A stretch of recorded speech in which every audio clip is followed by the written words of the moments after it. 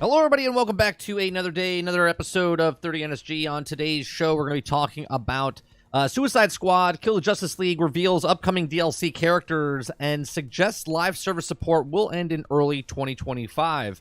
We're going to be talking about Microsoft on Overdrive, following the Helldivers 2 betrayal, apparently. It's a really bad article title. First open world Call of Duty game reportedly coming in June, Xbox Showcase event. And then we're also going to talk about Battlefield and Call of Duty are in the exact same position right now. Battlefield and Call of Duty remain two of the biggest names in the shooter game, but both franchises are facing similar problems. And then we're going to be talking about Star Wars Outlaws. We have a leak that just came out today saying when the release date is. I'll give you my thoughts on that. And then we're going to watch Star Wars Outlaws' old trailer from 9 months ago when they had the director talk about it a little bit. And then at 12 o'clock, we're going to watch the new story trailer that's supposed to come out on Ubisoft's channel. So that's what's on today's show. If you like what we do here, please make sure you share, like, subscribe. We do this Monday through Thursday from 10 o'clock in the morning. We just go over news articles, have conversations, talk to chat. Make sure you hit that like button. Make sure you hit that subscribe button. And if you'd like to go above and beyond that, become a member as little as $5. All right, so what's going on, chat? What's going on, Eclipse? What's going on, Waterbear? What's going on, Travis? What's going on, Gilly Ghost? Who am I missing? Anybody else? I think that's it. All right, so let's start off with Suicide Squad. Suicide Squad, Kill the Justice League reveals. Okay, it reveals that the upcoming DLC characters suggest live service support coming to the end in early 2025.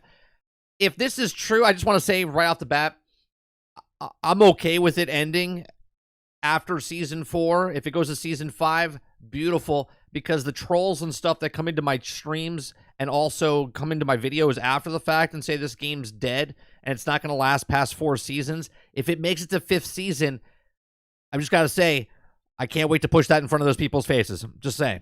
Okay. Now, a new leak of, supposed information regarding, take this with a grain of salt again. This is a rumor. This is a leak. It could end tomorrow. We actually have no idea. Okay, so a new leak, supposed information regarding the future of Suicide Squad Kill the Justice League has not only revealed the alleged identities of the widely panned title's upcoming roster of DLC characters, but it also evidence that suggests that the live service support may be coming to an end after barely a year of operations. Okay, this article contains spoilers for the current and potential future content in Suicide Squad. Now, it says the latest info surrounding Rocksteady's game's latest title was the first raised and public courtesy of a noted scooper, Miller Ross, who we had on the show. He said tracks include accurately scooping Nolan North's Superman, Jason Isaacs' would play Brainiac in Suicide Squad Kill the Justice League, as well as the development of Marvel's Avengers ceasing development and existing in Overwatch-inspired Marvel's Rivals. So he's got a lot of stuff that he's got right now. Obviously, he's also gotten stuff that was wrong, but it's okay. We can't always be right. Now, multiple sources at Rocksteady tell that Kevin Conroy is recording dialogue for Suicide Squad Kill the Justice League post-launch campaign before his passing, Ross claimed on April 5th. He says right here on his post, he says, multiple sources at Rocksteady tell me that Kevin Conroy's recorded dialogue of Suicide Squad Kill the Justice League post-launch campaign before his passing. So, obviously, Kevin Conroy is going to make a return because everyone said, oh, they dishonored Kevin Conroy and Batman in this game, even though Kevin Conroy signed up for the project, and also he voiced Batman. So, Batman returns to Metropolis in Suicide Squad upcoming 4th season. After being rescued from the medieval-themed Elseworld of supervillain Brainiac's design, joining the Flash, Green Lantern, and the Justice League continues to reform the following of the events of the game's campaign, Ross continued.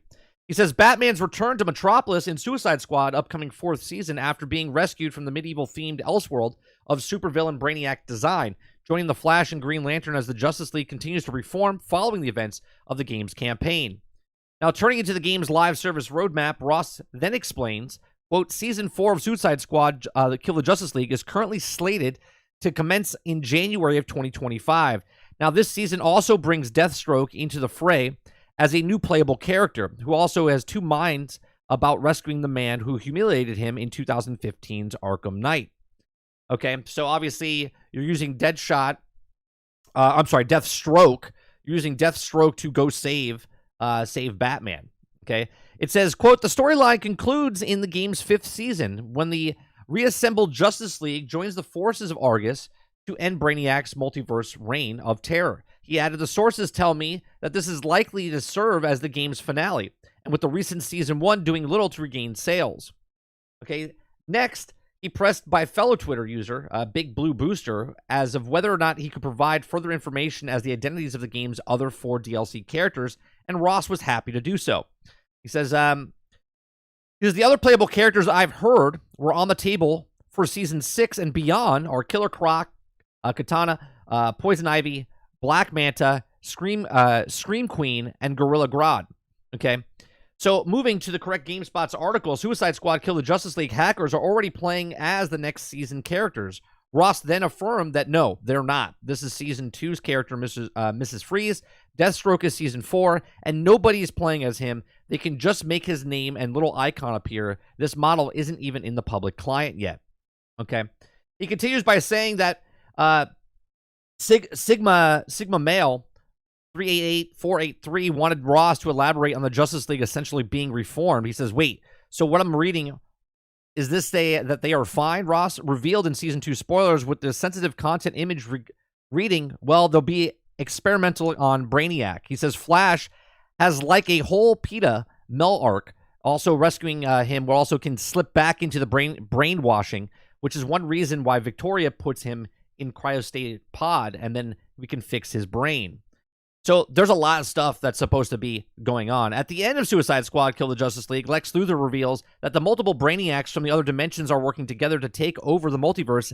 As such, in the post game, the squad and players would task for defeating roughly 13 Brainiacs. Admittedly, the existing of the 13 Brainiacs does not exponentially mean that the game has planning to dedicate a single season to each of them. As plans, they can change the scale based on the factors of the fans' reception and sales. So, even so, considering the 13 Brainiacs worth the content down to just 5 suggests that the game has emitted back into late February by Warner Brothers Discovery themselves has indeed fallen short of expectations. Now, the free Season 1 update for Suicide Squad Kill the Justice League and content centered around the introduction of Joker from another reality is available now. However, Curiosity Glance's various reviews, such as those provided by YouTubers, sadly confirm that the update upholds the base game's reputation for the lackluster and the grind. Now, major points of criticism include that the older gear has also been made redundant. Thanks to the changes, enemy damage modifiers is also need players to either fear rank 35 or spend 1,000 Luthor coins, which is roughly $10 to unlock the Joker, and the fact that the missions offering are the same repetitive ones in order of the base game. So, there's a lot of stuff that comes out, but here's the thing, right? I've said this in the very beginning, they have the 13 Brainiacs in the game. It doesn't mean they're going to bring, I said 6 seasons, okay? So it looks like there's guaranteed 5 seasons, which is just, which is a year and a half, which would make about 18 months, 12, for the first 4 seasons, and then the last season would bring it to about 15 to 18 months. So we'll see what happens when it goes. And look, if this is it, then that's fine. The problem with this, I feel, is that most times when you play a single-player game, you get all the content up front, and you just have to play the game. Once you beat it, you put it down.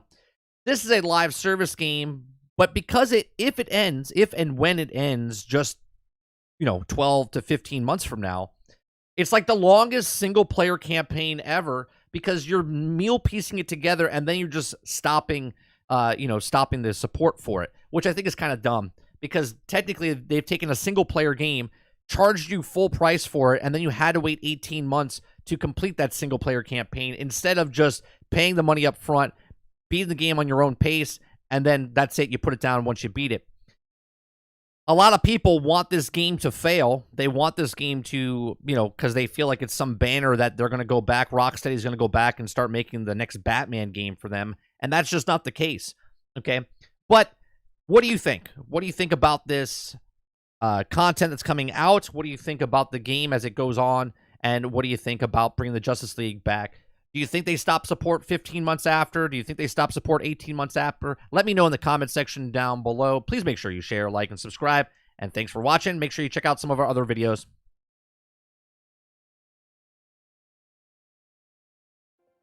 All right, chat. So what do you think? That's a lot of stuff, right? Obviously, it's all rumored, right? But Miller, pretty solid. I mean, he was on our podcast talking about some of this stuff. You know, being tongue in cheek about it, right? He wasn't coming out straight up saying that this is what's going to happen, but he did say that it would last about 20 months, is what he said. So obviously, he said on our podcast, you can go watch that in our past broadcasts. He said that, you know, they have a short term and a long term, and obviously, if it sells well, because we had him on the show before the game even came out, they had a long term and a short term, and if it works out, then they'll obviously 3 to 5 years. It didn't work out, as you can tell. Maybe people get more hyped up for it as things happen. But for the most part, this game is pretty much dead, especially what they're doing in Season 1 right now. Season 1, they've already gone back for updates, changed some of the stuff, so it doesn't feel so grindy. It doesn't feel so bad when you're going up against the snipers and other things, doing more damage, actually putting the actual modifiers. So they are fixing the game as they go, but it's, in my opinion, I like the game. I like playing Joker. I like playing the single-player story. I'm looking forward to what this game is once it's done, 12 months, 15 months, 18 months from now, which is just the same MO as anything else, right? There's no difference what Suicide Squad has done and what other games in the past have done that are live service games. Halo wasn't ready when it came out, right? It was fixed 18 months afterwards. Battlefield 2042 wasn't finished when it came out, but it's a better game 18 months from now. Suicide Squad wasn't finished when it came out, okay? But 15, 18 months from now, it'll be a better game. Fallout 76 wasn't finished. No Man's Sky wasn't finished. We could keep going on and on with a lot of these games. The difference between a lot of those games is some of them are single player, some of them are multiplayer, and this is a live service game, which is now considered basically a single player game, the way the campaign is. I think if they had more story elements, beats in each season, I think people would feel better about this, but it just feels like a stretching it out for the story beat, which happens at the very end if they save the Justice League and then you beat Brainiac in the end. Let's see what you guys are saying in chat. What's up, Codename? It could end tomorrow. It could end in 2030. Who knows? As long as it finishes the story I bought, and I'm fine, and didn't finish the story with my purchase. Right, Eclipse, and that's what I'm saying, right? Like, there was a story end there, which is fine as long as they continue the story and it finishes it, right? Because it's like a comic book story. It's like cliffhanger, you know? You're watching a miniseries on TV. The first episode doesn't tell you the whole story. It leaves you hanging for the next episode. Well, here's the next episode, Season 1, and we're like, all right, well, what's happening? You know? They didn't do anything. What's going on, Dolphin? What's going on, L? A lot of people think that the chocolate milk comes solely from brown cows, so idiots are many. Well, a lot of people don't even think that beef comes from cows. So there's that too, Travis. Well, Star Wars Outlaws is releasing August 30th. We don't know if that's true yet, Dustin. That's a Friday, which is really strange, and we'll talk about that down the road. We have an article about it. I think it will depend on if you do Season 2 just like Season 1, or if it's better. Well, I don't think it could get worse. I think it could be the exact same, but I don't know if you can make a season worse than this season.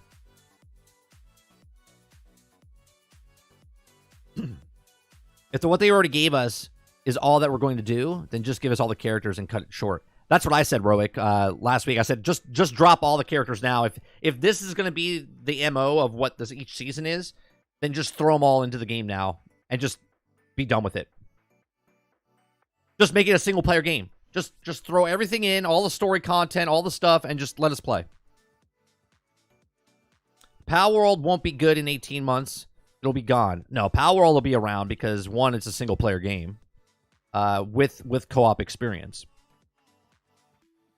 And it doesn't matter if it's gone, Travis. They already made their 19 million, 21 million sales. So they're good. They just had a big update for Pal World. What's going on, Argus? Did I see the other leak? Other leak for what? PL says, sadly, it's always the same formula. Make the grind unbearable. Dial it back a little. Everyone's happy. Dial it back. Doesn't fix it. Absolutely correct, PL.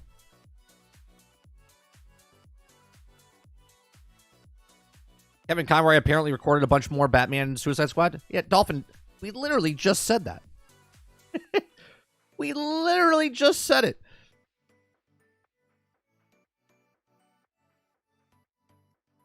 What's going on, Roadkill? What's going on, everybody? I'm gaming all day today. I wanted to know if it was more sneakers to work yesterday, and decking screws went right through my foot. Oh. Woo. Man.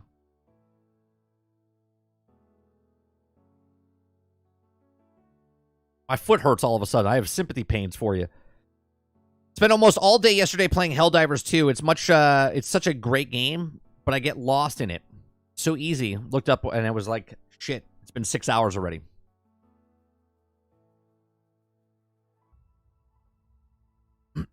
Dolphin is probably behind, just like always. Maybe.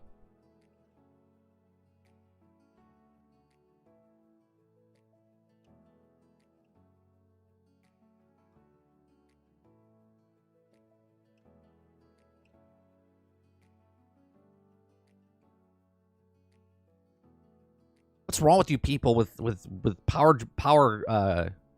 tools? What's wrong with you?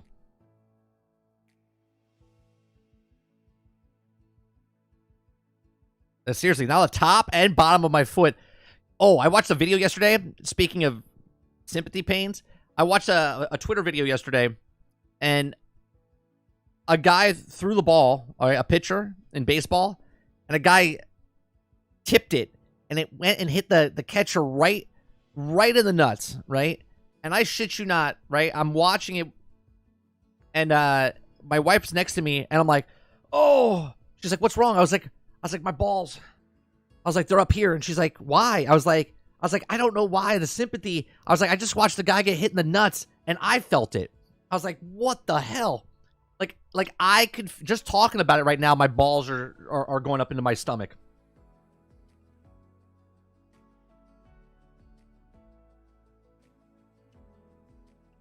Just watching it, I was like, oh, it had to be like a 97 mile an hour fastball right in his crotch. Oh, Argus, it was brutal. That's exactly what I said. I go, that dude just got sterilized. And you could tell he wasn't wearing a cup, which I don't know why you wouldn't wear a cup. I understand why some catchers wouldn't wear it, because the likelihood of that happening is very slim to none. It's like winning the lottery. So, Super Earth celebrated automatons eradication yesterday. I heard something today that they're already back.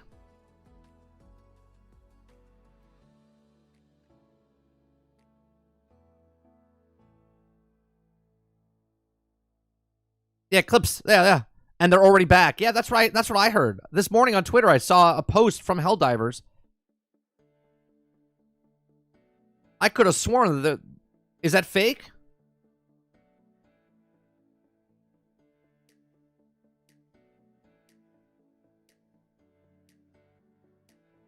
Yeah, right here. 16 minutes ago. Major order.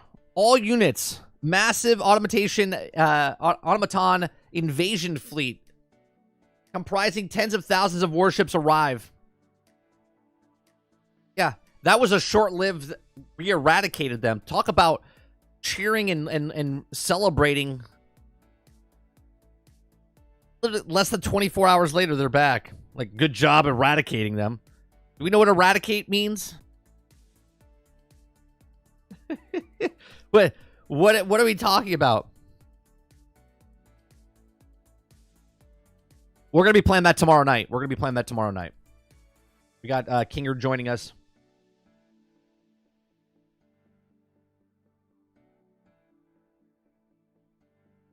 That's because you took too long. They gave us 1 minute. They gave us 1 minute of break, Magic.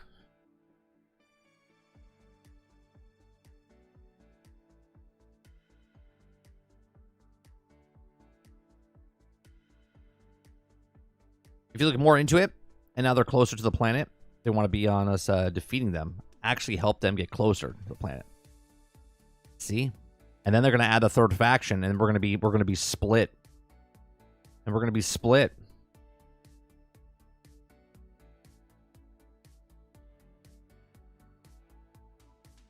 Can I just say, I just saw this on Twitter as well. This is 100% diva. 100% diva from Overwatch, right?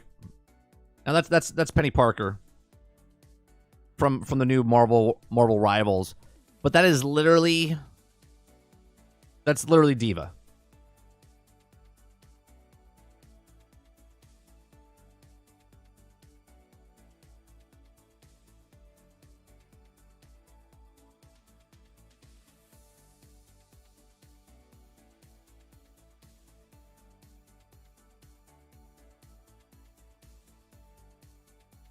Yeah, it's straight up diva clone.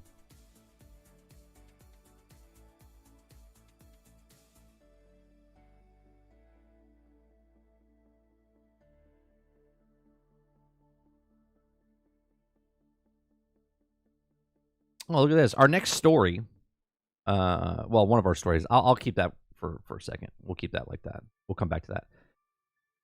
All right, the next story I want to talk about, right, it's not subtle at all, Travis. It's not subtle at all. All right, the next story I want to talk about is Microsoft.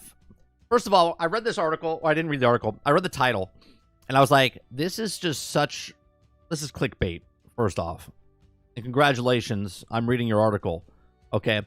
But first of all, can we stop putting titles as like these giant paragraphs? Okay. Anyway, Microsoft on overdrive following Helldivers 2 betrayal. Now, let's just break down the title for a second. In what way, shape, or form did Helldivers betrayal of Xbox? It's a PlayStation game, right? It's a PlayStation game. And it's a PC game. What it is. Okay. It says, because of the betrayal, first open world Call of Duty game reportedly coming to June's Xbox Showcase event. Okay. So let's read the article, shall we? If you guys like what we do here, we read articles, we have conversations about it.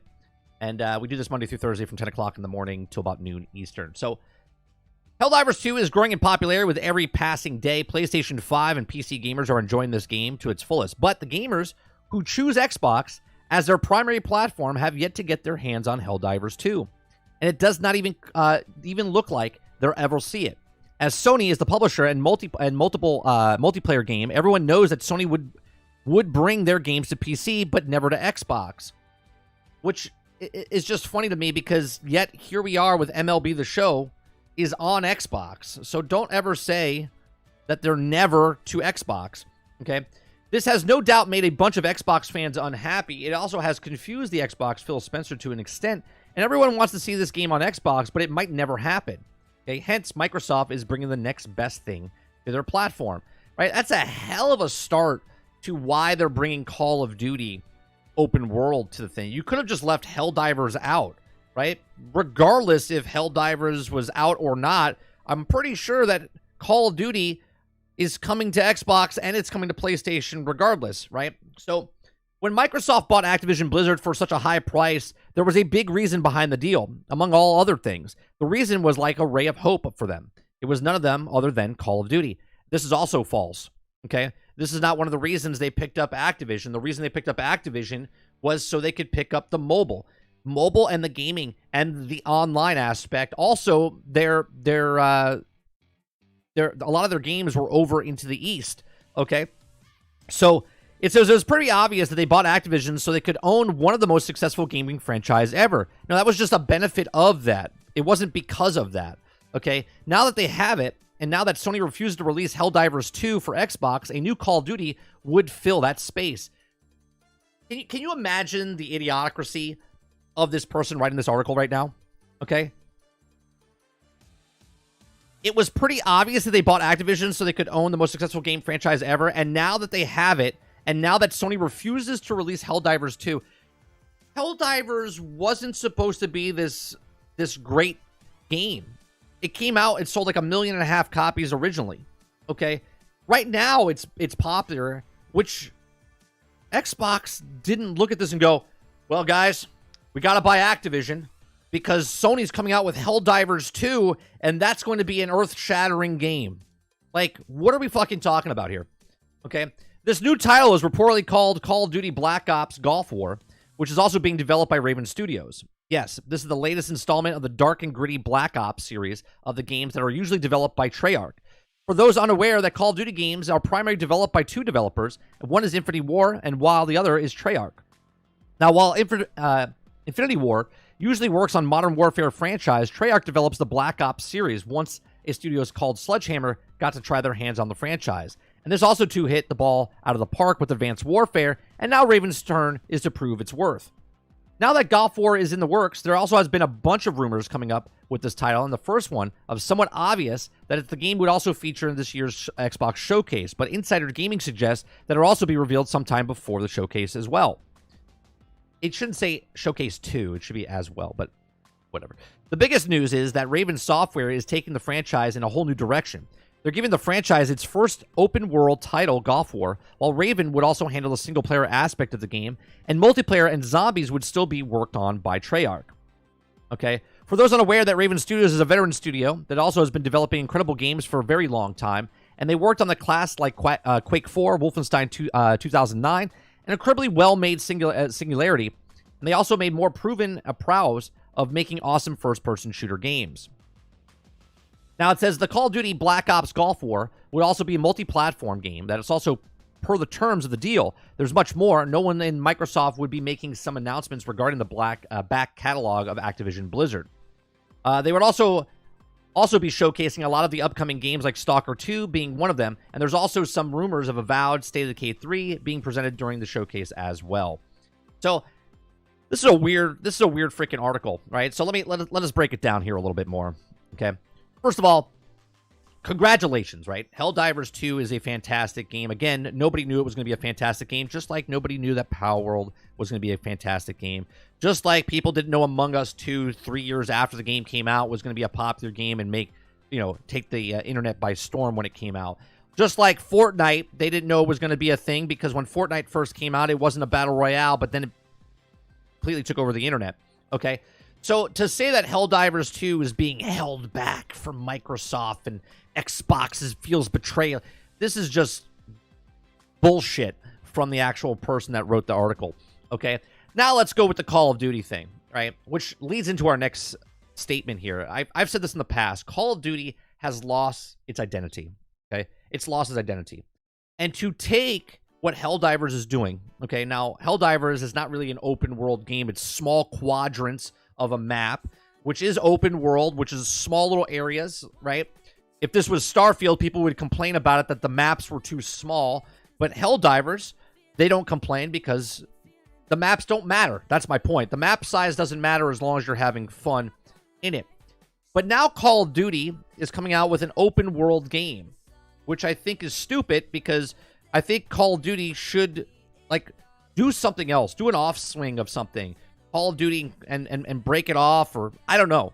But Call of Duty is not a open world game, but now they're doing it. Now they have Warzone, and they had Warzone 2, and they have the BR stuff, and they're throwing in the Nicki Minaj skins and the Snoop Dogg skins and the Cheech and Chong and the Sloth skins, and that's what it is. And I've said in the past that Call of Duty has lost its identity of what it is. Okay? So now Call of Duty is trying to become an open world game. It's what the Assassin's Creed of first-person shooters now. It'll be very interesting to see what they are going to do with this. And you did see in the article that they said that they're working on a single-player campaign, which is amazing to me since their last campaign was like a sneeze and it was already over. But we'll see what happens with the Call of Duty open-world game. What do you guys think? Are you excited for a Call of Duty open-world game? Are you more excited for that than an Assassin's Creed or any other open-world game? Let me know in the comments section down below. I personally haven't played a Call of Duty game in or I should say owned in decades. I tried the last one about two years ago with the DMZ. It was fun, but it made me want to go play Battlefield because Call of Duty was trying to be like Battlefield, and Battlefield's trying to be like Call of Duty, and they're all trying to be like each other, and they've completely lost what each of those games are.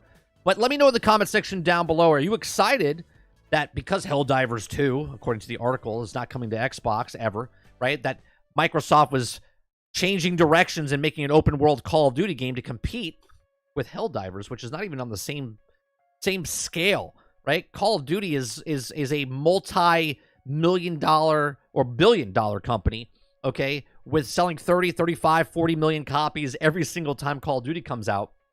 But hey, whatever gets people to click on your article, and this is why I read them so you guys don't. Let me know in the comment section down below. Please make sure you share, like, subscribe. If you like what we do here, please check out some of our other videos.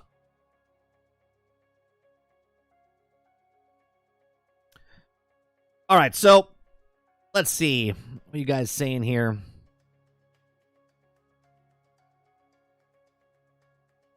Titles are the entire article. People don't read. Yeah, it's amazing, PL.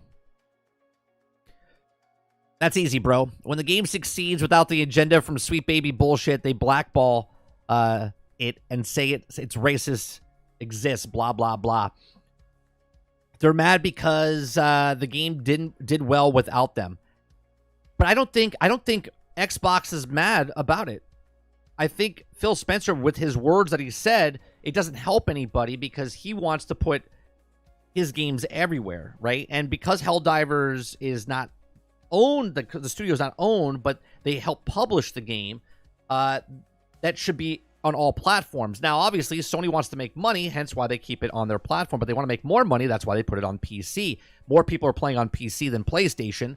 I think it's like a 60, it's like a 55, 45, or it's like a 60, 40, but there's more people playing on PC than there is on PlayStation.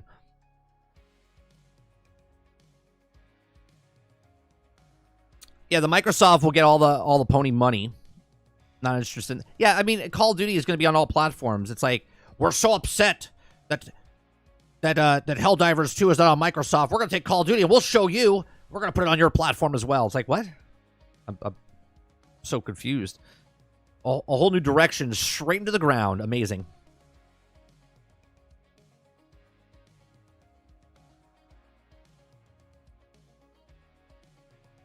Helldivers 2 is an open area, not an open world. Correct. But my thing is, Travis, remember people complained that Starfield's maps are too small, even though they're the size of Skyrim every time you land, right? And yet the map size of Helldivers, and again, I'm not giving shit to Helldivers. I'm giving shit to the people that give shit to map sizes, okay?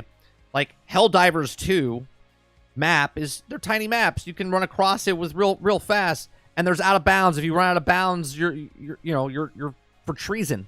Okay, you're trying to escape, and they blow you up. No one has a problem by hitting the boundaries on Helldivers 2, right? But they have a problem in a world of a map that's the size of an entire game, and they have a problem with that. Sarge says it hasn't lost its identity. Its job has to make as much money as possible and doing the least amount of work, so success. Call of Duty engine feels so smooth and fluid, so I would be excited for anything CPD devs put out. But COD will be on the PlayStation 5, so now is that fighting back? Yeah, that's what I don't understand about the article, Travis. Right? Obviously, the article wants you to make people think that Microsoft is angry towards PlayStation because of Helldivers 2, but they're like, to fight back the Helldivers wrath, we're gonna make Call of Duty and put it on PlayStation. Like, obviously that's not even the same thing. Imagine how good a looter shooter on COD engine would feel. I think that would be great as long as they don't call it Call of Duty. Do you know what I mean, Leonidas? You know what I mean? Like, I'm okay with them making a game like you're describing. Let's just not call it Call of Duty, right? Call of Duty is a brand, and they're completely and utterly changing what the brand and fundamentally the game is.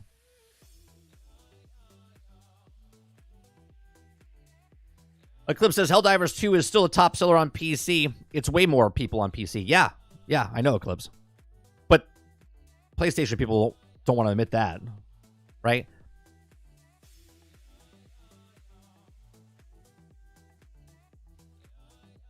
Yeah, but Starfield was advertised as just a little section. They were advertised as planets. Roadkill. The map is literally the size, every time you land, is the size of Skyrim's map. Okay? If that one map was a planet, okay, you would be fine. You're taking the word verbatim, and meanwhile, if you want an entire planet, go play No Man's Sky, and tell me how long it takes you to go around the actual planet walking, and then get back to me. Salty says, I used to be a COD drone year after year consuming when I found Battlefield, and Battlefield failed me. Now I've tuned out for both and played Hunt Showdown for my PvP shooting when I get the itch. The article wants the people to click on it and then take bait, but it's also much about clickbait. Hallelujah. Yeah, but they like PL said, they don't even get past the title. People will read this and go, haha, Microsoft Overdrive following Helldivers 2 betrayal. First open world Call of Duty game report, like, oh, they're so salty. So salty. It's like, this whole thing is just like a shit title, first off. Right?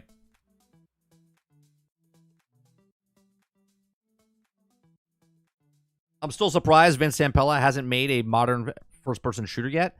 I mean, he's in charge of the Battlefield series, so there's that.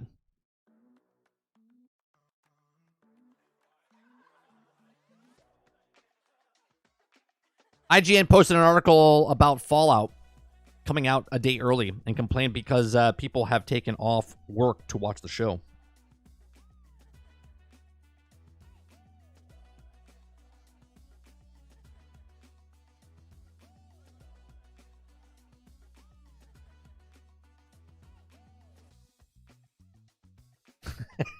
Dolphin says, if you take off for work for a show, you literally don't care about your job. Well, here's the thing. You take off for work, but I don't know. You guys do what I don't even want to comment, right? Like, I don't take off. When I did, I never took off from my job to play a game. I'm not saying it's a bad thing. I just never done that because I know the game's going to be there when I get home from work. And then I have days off that I will throw in. I won't take a day off for a game. I'll just use that day that I have off to play the game. But then you got to remember, when I was in the workforce and industry, the internet wasn't what the internet was today, where they spoil everything for you, instantaneously as the game comes out.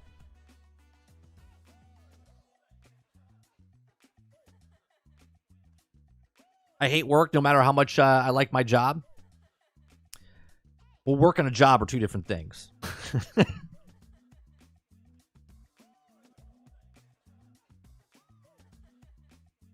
Back in the day, hell yes. I called out sick, super nerd Sarge. I never did that. I never called out.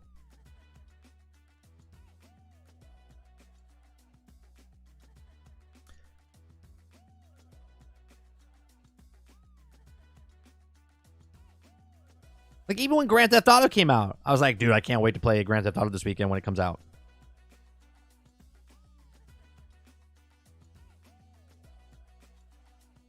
I would never do it nowadays.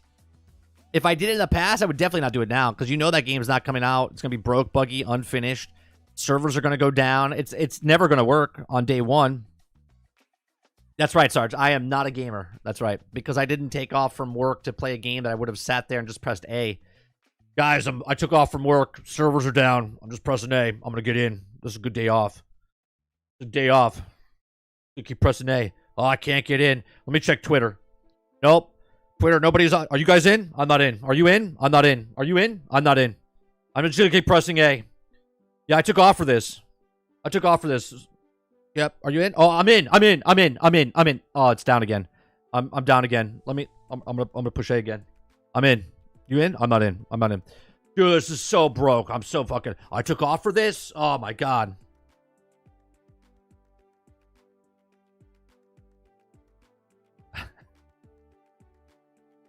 That's exactly what happens every time a game comes out on release day. Exactly it. Argus says, I used to take off for big releases in my early 20s. Absolutely not worth it nowadays. It's exactly right, Argus.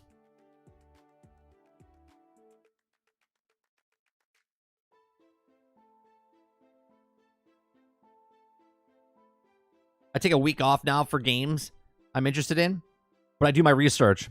I work too much and sleep. Although I might not have to look up the software engineer, I keep seeing a lot of people on Twitch chats claim that the software engineers, as they are playing with streamers while at work.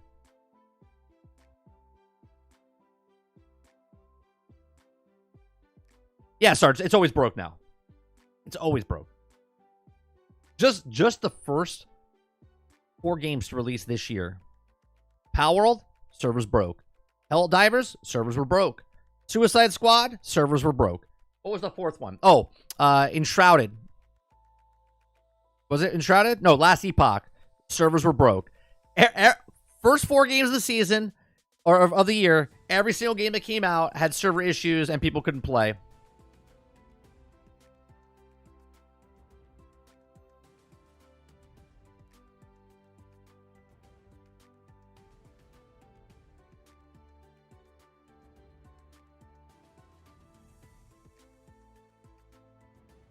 Quintar says they got our money and we're all suckers.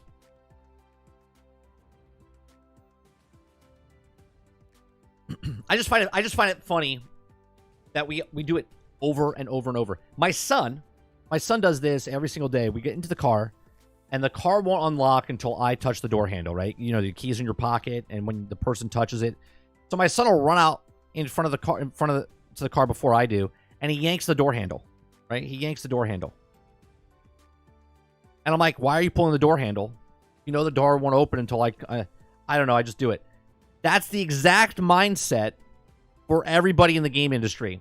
They're like, I'm going to buy this game. This game's going to be awesome. The game comes out, broke, buggy, unfinished, doesn't work. And then they're like, dude, I'm not going to do that again. The next game comes out, broke, buggy, unfinished, can't get it to work. They're like, I'm not going to do that again. 3rd game, broke, buggy, unfinished, can't get on the servers. I'm not going to do that again. It's the same exact mentality. Just going to keep doing the exact same thing over and over.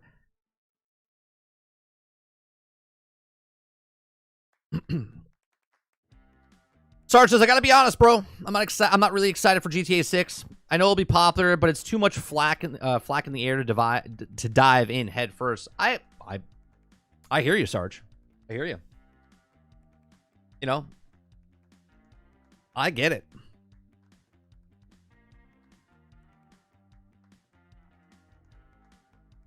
Salty says it comes with this industry now. Day one is always a clusterfuck for online games, which is also single-player games. Salty, because single-player games for some reason need to be online. Like, why? I don't know.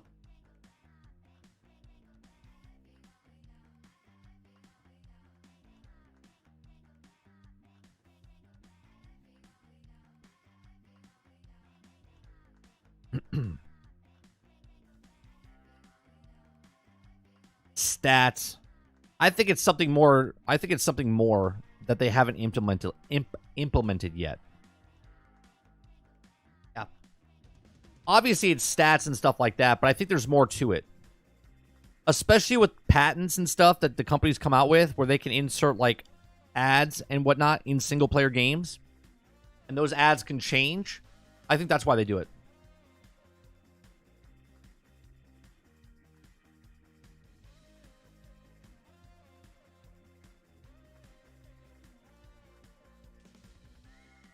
Yeah, I don't know what it is, Dolphin. My son does it all the time. And I think he does it now because I think he has a little bit of OCD, and he has to do it. It's almost like the people that have to lock the door, unlock the door, you know, type of thing. I think he does that.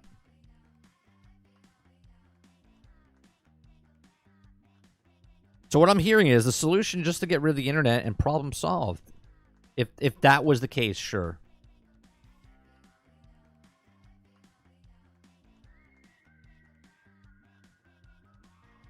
So attention spans may be how long you playing to think about the ads in the future.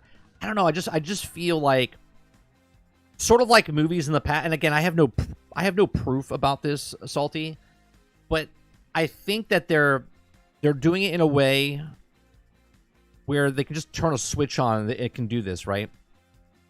I feel like, just like movies, right? Have you seen this now? Like movies have this, where all of a sudden they're putting ads into middle of movies. Not product placement. Like they're actually doing, and then other movies in the past, they go back and like kind of change stuff, or they've implemented product placement within the films. Like they'll change, maybe it was a can of Coke, but they've actually changed it to something else. Okay, you see what I'm saying? And I feel like that's what they're going to do with video games as well.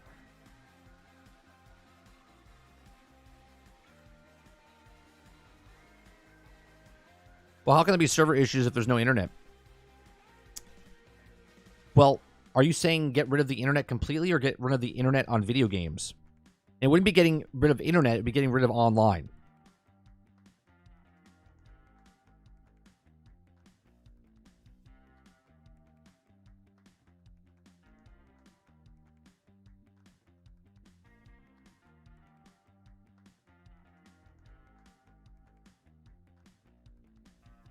I'm saying on video games. So you're just saying all games should be no internet, meaning no online. I disagree with that. I think certain games need to be online because I like certain games playing online. Like, for instance, we played Star Wars Battlefront 2 last night, and I played with Sarge and I played with Argus, right? And that's online. I'm okay with online games. I'm not okay with single-player games online. Yeah, NBA 2K did that with advertisements. There's been movies that have gone back and changed the products in the actual films. Okay? I mean, decades after the movie's out. Right? They literally hired somebody to go in to do CGI and insert products into old movies. Think about that for a second.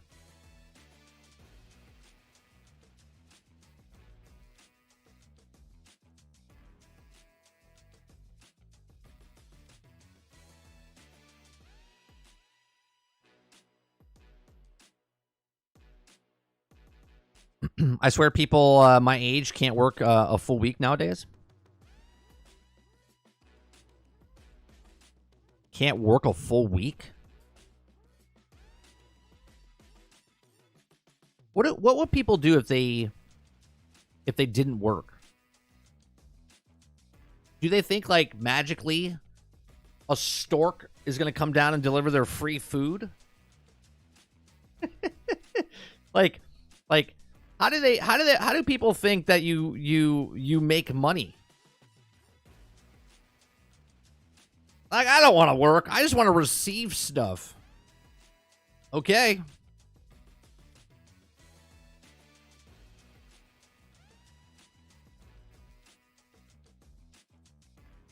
Yeah.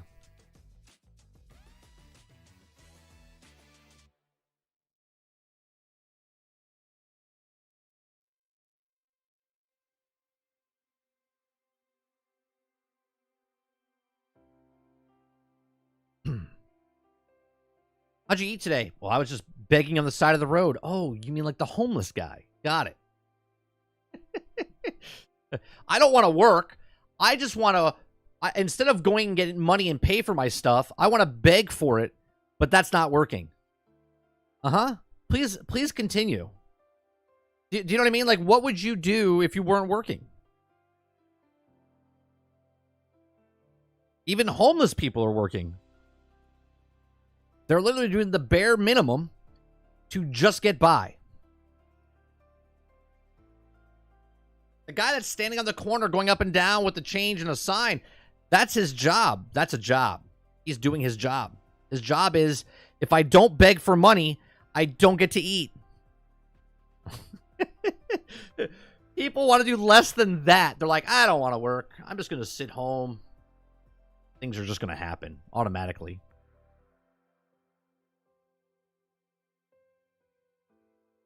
Dolphin says, I'm 31, and my first kid's mom hasn't had a job in 7 years, and she's 37. How does she make her money? How does she get stuff?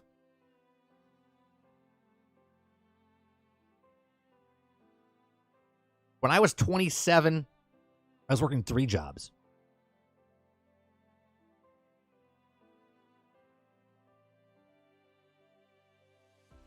People don't want to work. They want to be influencers. Only if they knew that influencers, people with jobs.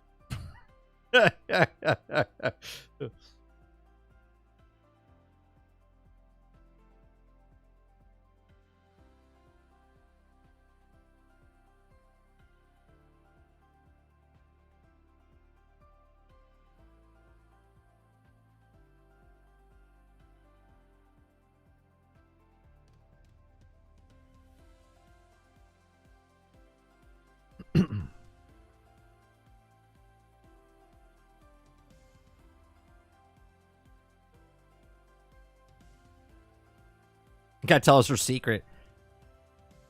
I don't want to go down this rabbit hole, but I remember there's a person that I know that has 4 kids. 4 kids. And each of his kids that was born, he paid $0 for his kids. Okay. Meanwhile, I have 1 kid. And I paid more money for my 1 kid, okay, than he paid for all of his kids. Is that fair? We'll leave it at that. We'll leave it at that.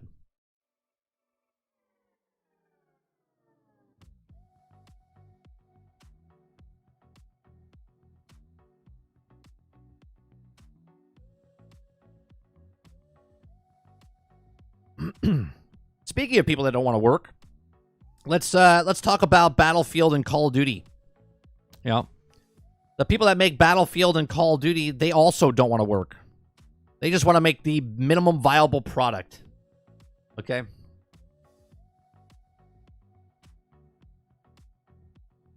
Oh, yeah, water. No. Water. That's way more than that. Way more than that.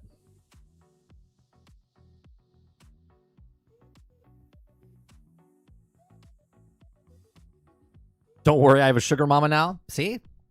It all comes back full circle, right? Battlefield and Call of Duty are the exact same position right now. Imagine that. I haven't even read the article yet. Okay, I just saw the title. I went, I'm going to put this in the show today because this has got to be talking about losing what their identities are. Okay?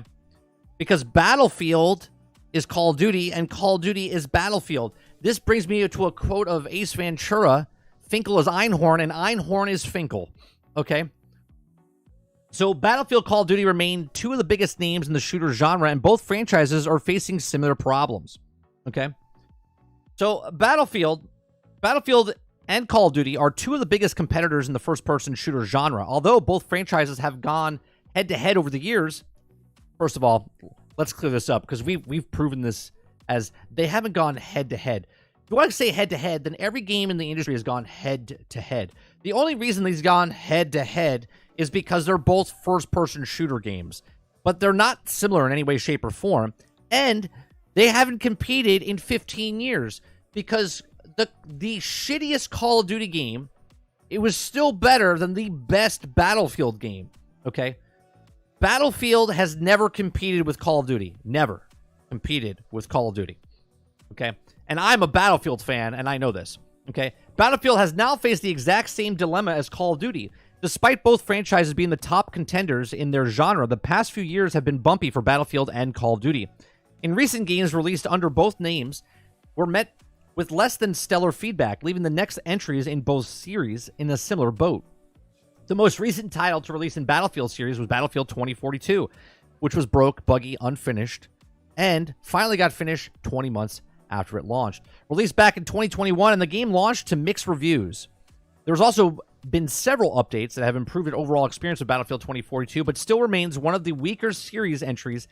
Okay, and then Call of Duty faced similar issues with Modern Warfare 3 disappointing reviews at launch last year. Both franchises attempt to innovating their respective games and have backfired. And this means that these competitors need to go back to the drawing board, right? They don't need to go back to the drawing board. They just need to stay on the same fucking drawing board they were on in the beginning. Call of Duty be Call of Duty, Battlefield be Battlefield, and they would have been fine, okay? But they were chasing the more money. Call of Duty was chasing the We made 50 million copies sold. We need to make 55 or 60 or 70. Battlefield made the 15 million copies sold, and they were going for the 25 million instead of just focusing on the clientele that they bought their game every single year.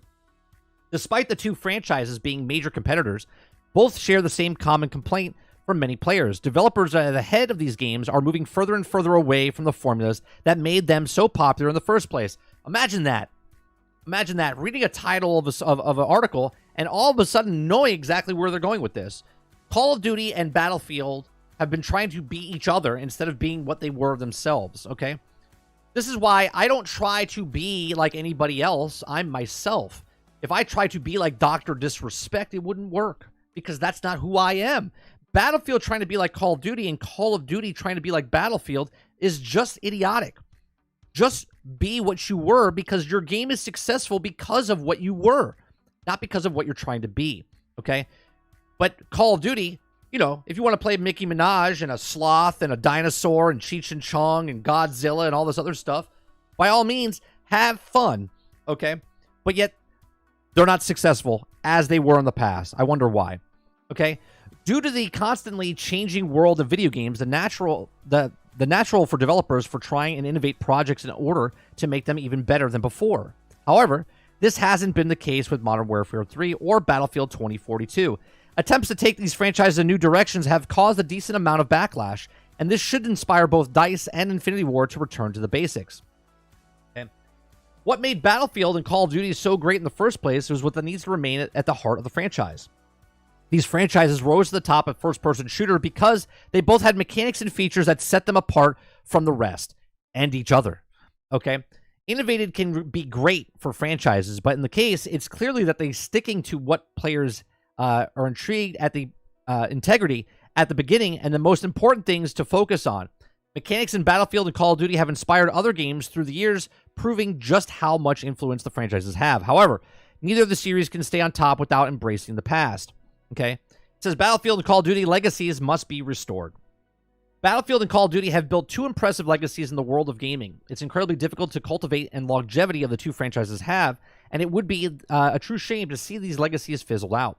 The competition between Battlefield and Call of Duty has been a staple of gaming, and now the two properties are the same crossroads of the same major decisions to be made.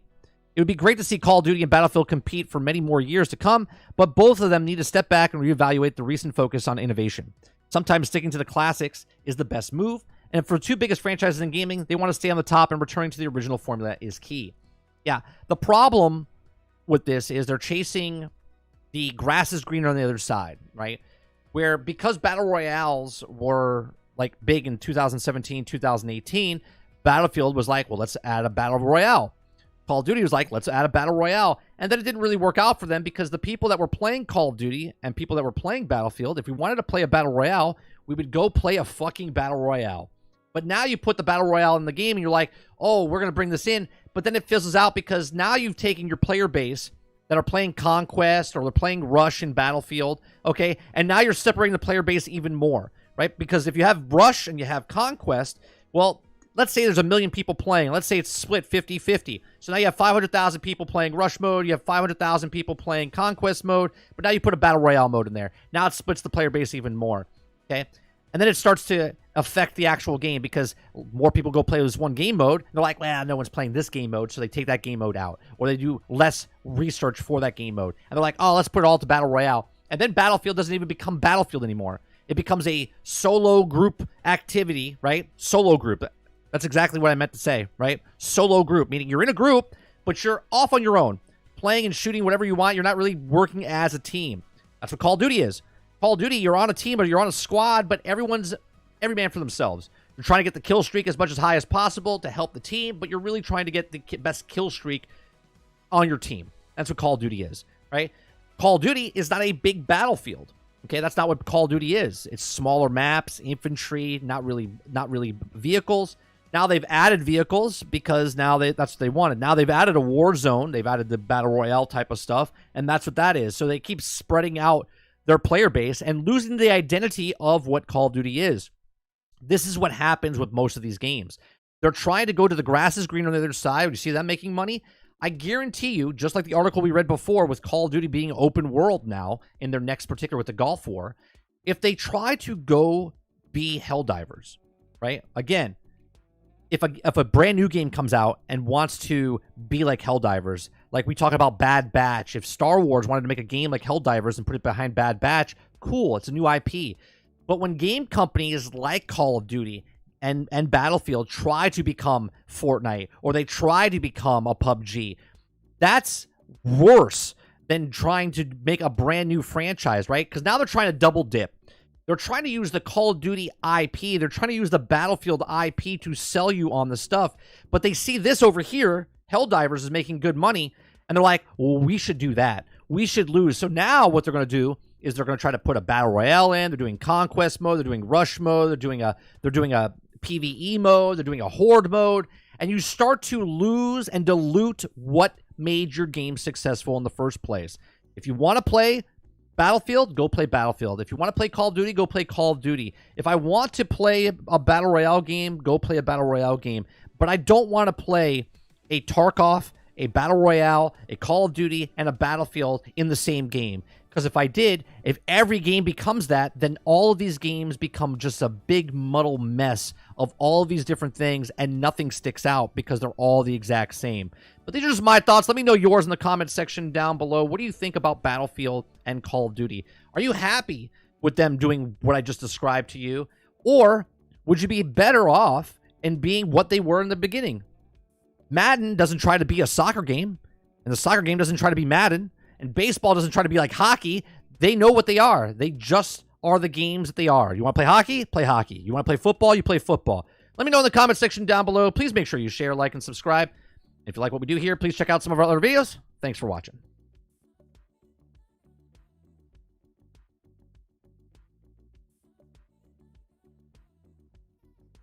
Godzilla in a thong, please. Tell me. I did not just hear that.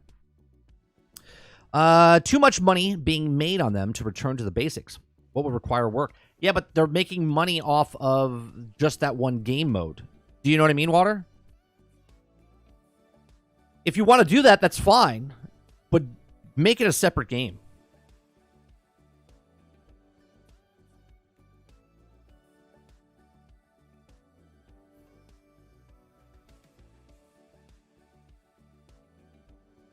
Kill confirm is a must-have in any shooter, in my opinion.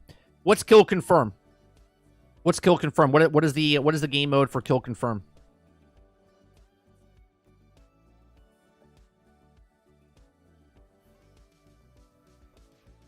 Best objective, but still team deathmatch hybrid.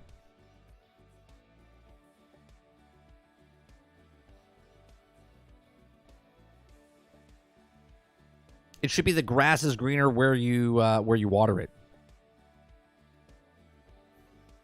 Yeah, I mean, if you just stick with the same grass you have, right? Just take care of the grass you have. Battlefield and Call of Duty definitely need to get back to the roots and make some improvements. They got to tighten up with the mid to average game deliveries.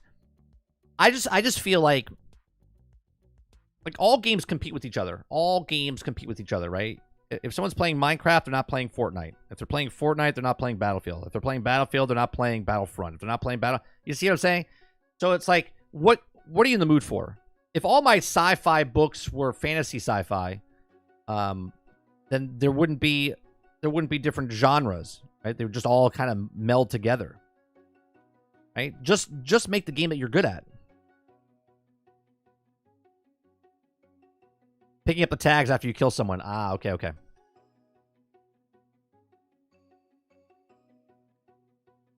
Yeah, chasing growth and then ending up with less is called greed. Right.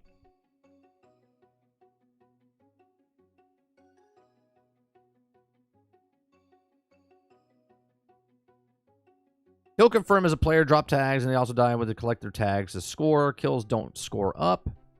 Kills don't score up. You collect enemy ones and also score teammates tags and deny the enemy score. Does that, and I'm asking, I remember playing a little bit of that years ago.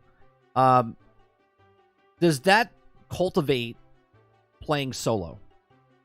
Right? Because now you're competing, instead of just competing on a team level, you're competing with in your team to get the kill so you collect the tags more than the other person in your team, correct? You gotta get the last shot? Is that what it is? Or is it the person that gets the kill gets the tag, or do you have to get the kill and then someone collects the tag?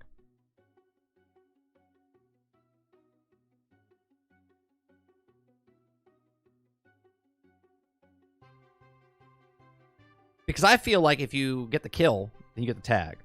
But if it's I get the kill and then someone collects the tag, if it's for a team thing and not for individual thing, then what's the difference of just playing kill count? You only had to collect it, and the other things can collect and deny you kill or vice versa. It's basically team deathmatch, but you have to go out and cover to get the tags. So objective gives you a score to win instead of the kills. I mean, okay.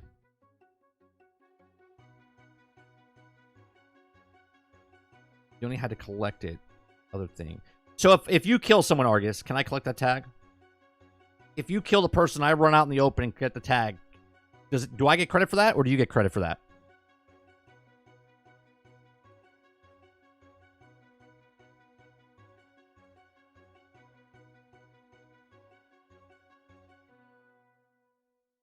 Someone separate can collect the tags, and then will be higher for the scoreboard for tags and kills. Yeah, I rather, and that's a Call of Duty thing, correct? They get the full credit to get partial since you killed them.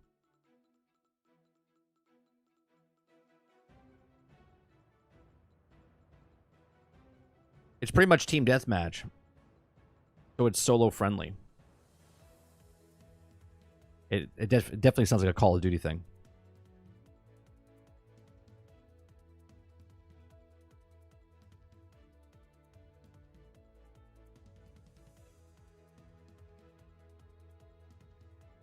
Whoever collects the tag gets the full score. Yeah, see, I don't like that.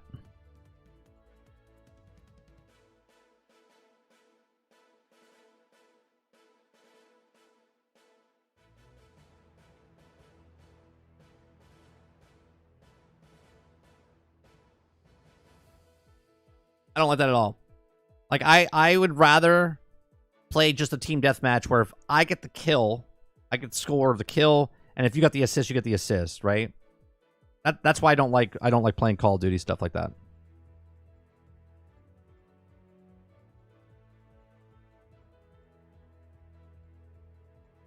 Because Call of Duty is let me get the kill, build up my kill streak type of stuff, and then do the kill streak stuff. I've never played a Warzone thing. I played the DMZ, which I kind of like the PvE mixed with the PvP, so it's PvE, whatever. But when I played that, I was like, I'm just going to go back to Battlefield.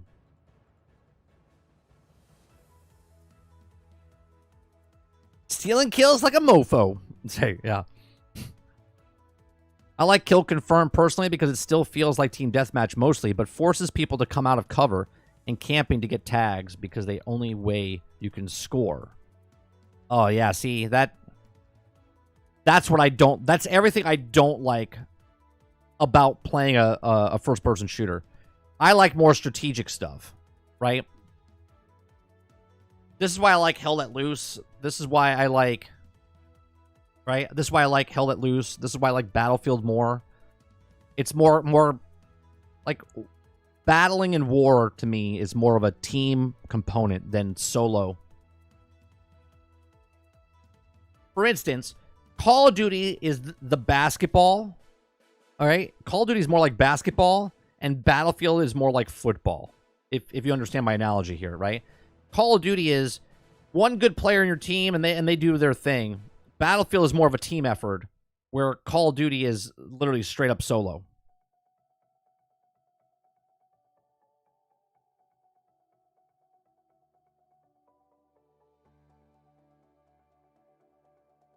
I mean, it's still team-based? Sure.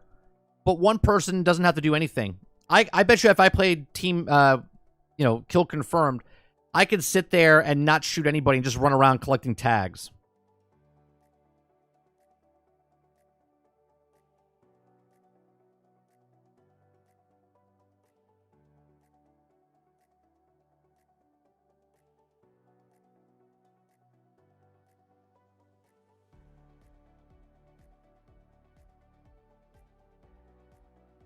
Yeah, that doesn't provide team play for me, right?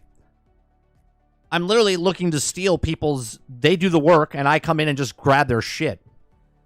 Where if I play the other one, I'm shooting the person in the face, and I'm getting the kill, or the assist if someone else is aiming at the same person as me.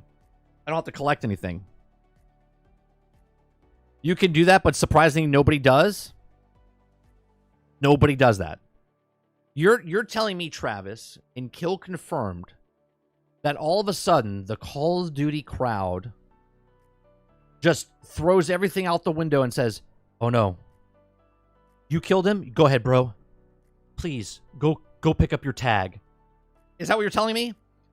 You're telling me people in Call of Duty, when they do Kill Confirmed, they back away. They're like, "No, bro, sorry. Go ahead and pick up your tag." Okay. Sorry. They all of a sudden become like ladies and gentlemen. They're like, "Oh, I'm so sorry. Please go pick up your tag."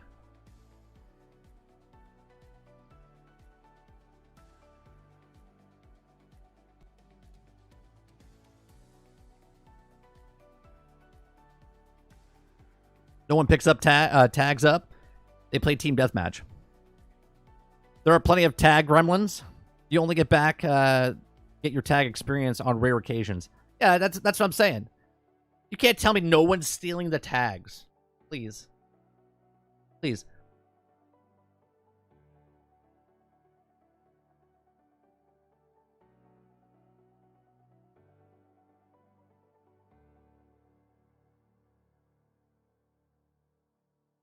There's always one guy just sprinting and stealing the tags. That would be me, because I'd be like, "This is dumb. I want to get as much experience as possible. I'm just gonna run in and collect everything." Yeah.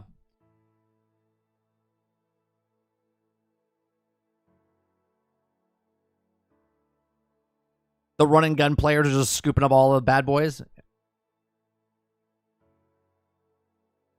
All right. Yeah. Battlefield and Call of Duty, to me, they're in trouble. To me, I'm not saying they're in trouble that no one's playing them. I feel like fundamentally they're in trouble because they don't know what they are anymore. Right? Call of Duty lost it years ago, over a decade ago. They're still pumping out Call of Duty, has been very successful what they're doing, but they don't know what to do. Right? They're what Star Citizen's doing. Star Citizen looks at other games and like, "Oh wait, let's add that to our game. Oh, that's successful. Let's add that to our game. Oh, let's do that. Let's add that to our game." Call of Duty's like, "Wait, we could be an extraction. We'll be an extraction, BR, team deathmatch, conquest, rush, battle royale." It's like, yeah, you guys are gonna do great. And then when people go, "Oh, but the story mode's only 4 hours long," well, they added all the other game modes in there, so.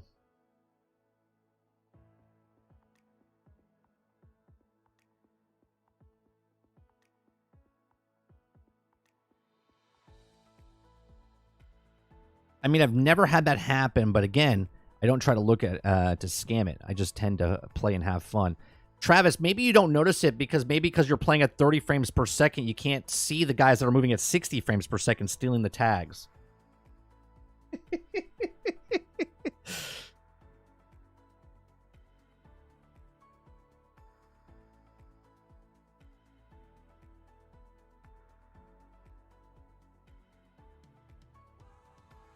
They do need some work in Call of Duty and Battlefield. I have lost special sparks in my option. Or it's lost its special sparks, in my opinion. They're getting too cookie cutter and generic. After the game with the Call of Duty, you have the ice of your... You have to ice your thumbs for holding the sprint button. Yeah. I would just reposition it as like always on if I like tap something.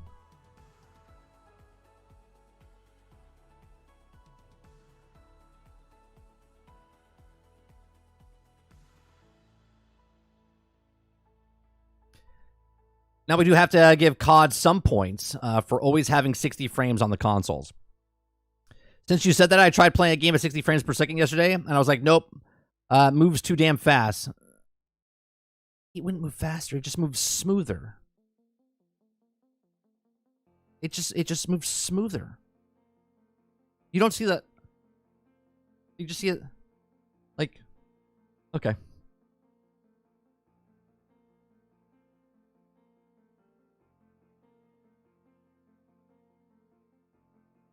I have the Elite Series 2. I sprint, jump, and slide with the back paddles. You know why I never got one of those, Argus? Because the people that complain about 30 to 60, once they go 60, they get. I feel like if I got an Elite Series 2 and I had the paddles on the back, that's a $200 controller, and I would never go back to a normal controller again because my brain would be so conditioned with the back paddles that I would never be able to use a regular controller again. You know what I mean? And that's why I've held off and I've never bought an Elite Series.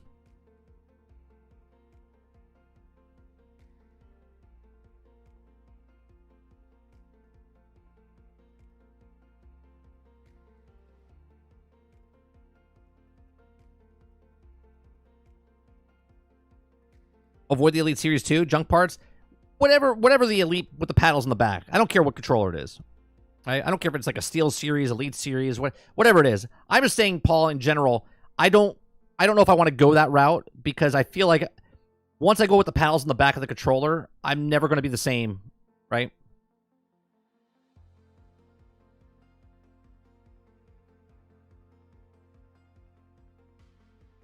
I've gone through 3 of them at $200 a piece. And you're correct. I refuse to use the regular controller now. Yeah, see, that's exactly why I don't want to do that.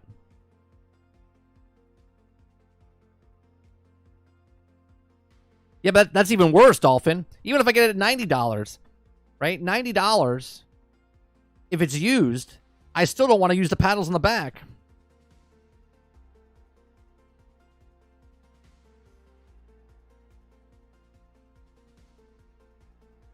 I'll just wait till the cost comes down where the standard controllers have back, like, paddles on it. Like the future. You know what I mean?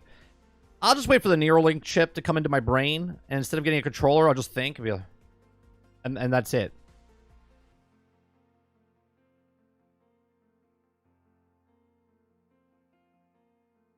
I'll just stare at it. I'm gonna do that. I mean, because when I'm old and feeble, you know, like at 70, 80, 90, who knows, right? Who knows what happens? I'll just get the Neuralink chip in my brain. That way I'll just play games. I just have to think about it.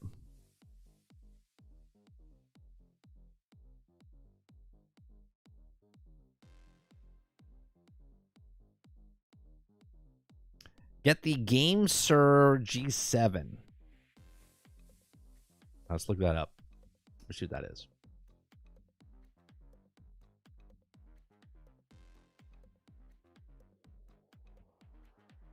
It's a wired controller, $44.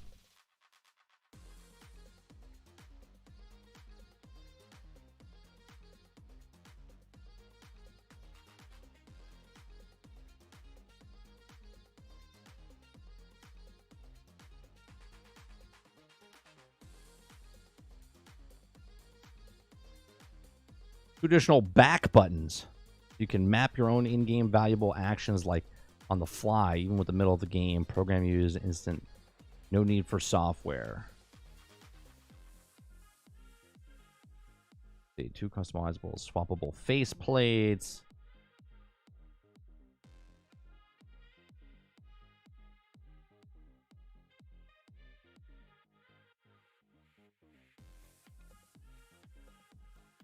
Does it have...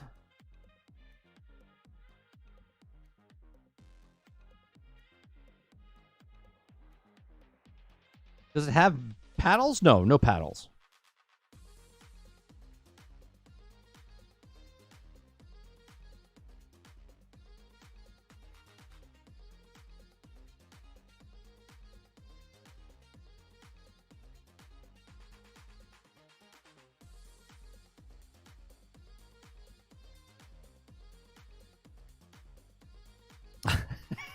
I like how Travis says, no, see, I hate PvP. You just said you like kill confirmed.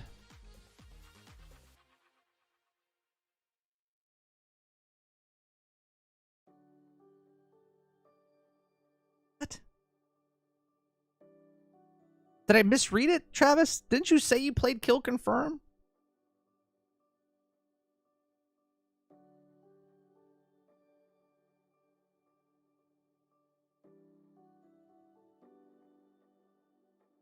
Come on, Rose.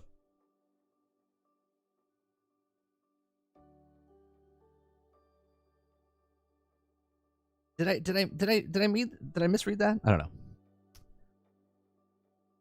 I said I like the mode. I didn't say I played it often. Okay, I don't know if you guys can see this. My eye is twitching, right? This eye is twitching right now, right? Because of the insanity that some of you guys say.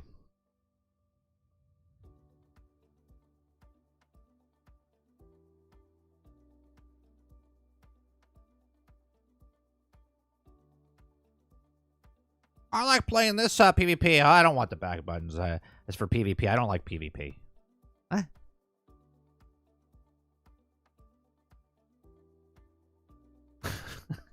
my brain hurts. All right. Let's go to the next story. It's 11:20. We'll lead up to the trailer. Let's get this going. So Star Wars Outlaws to release August 30th, 2024 is a rumor that popped up on the internet this morning. Okay. Now, Star Wars Outlaws will release on August 30th, according to a description in a story trailer on Ubisoft Japan YouTube channel. The description reads, translated by the Insider Gamer, coming on August 30th, Gold and Ultimate Editions, which include the game and Season Pass, are available 3 days early. Uh-oh. Uh-oh. I didn't see this. Gold and Ultimate Editions, which include the game and Season Pass. Oh, God.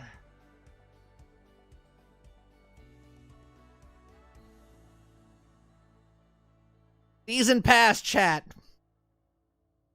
Oh, God. Okay, pre-order now and receive Kessel Run bonus pack, which includes the Cosmic of Trailblazer, Spaceship, and Speedrunner. The Kessel Run bonus pack pre-order bonus includes cosmetics for the speeder, cosmetics for the Trailblazer spaceship, and offers content and dates are subject to change. Content may be available for sale and free distribution separately at any time at Ubisoft's sole discretion. Content may be available for sale and free distribution separately. You can also see the description on the YouTube channel here. The trailer will officially be live at 5 p.m. Star Wars Outlaws is currently scheduled to be available on PC. Here's my problem. Here's my problem with August 30th. Okay. Now, I'm not saying it's not going to happen. Okay. One, sure. I'm a little disappointed it's in August and not in June, like I said, like May or June. Okay. But August 30th is a Friday. Okay.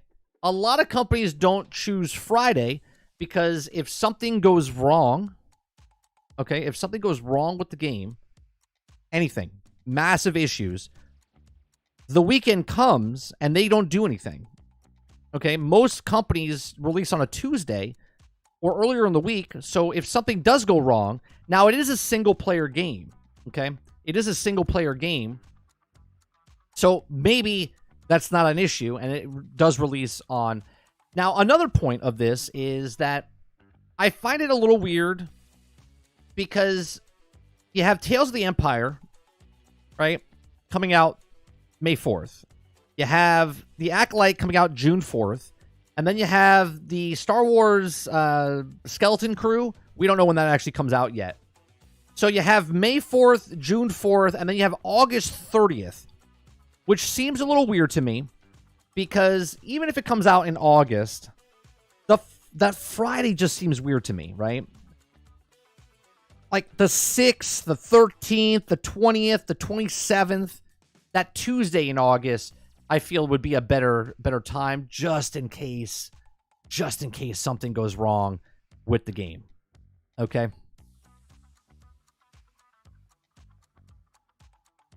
You knew damn well there was going to be a season pass. No, I didn't. I had no idea there was going to be a season pass.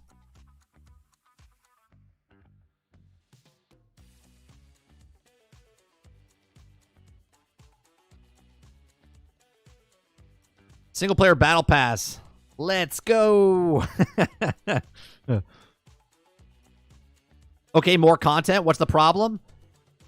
The problem is that I'll wait for the game to come out and wait 8 months, and it's a single player game. If I pay $70, why am I going to wait a year to get that content? I'll play other games and then get it later. You know what I mean?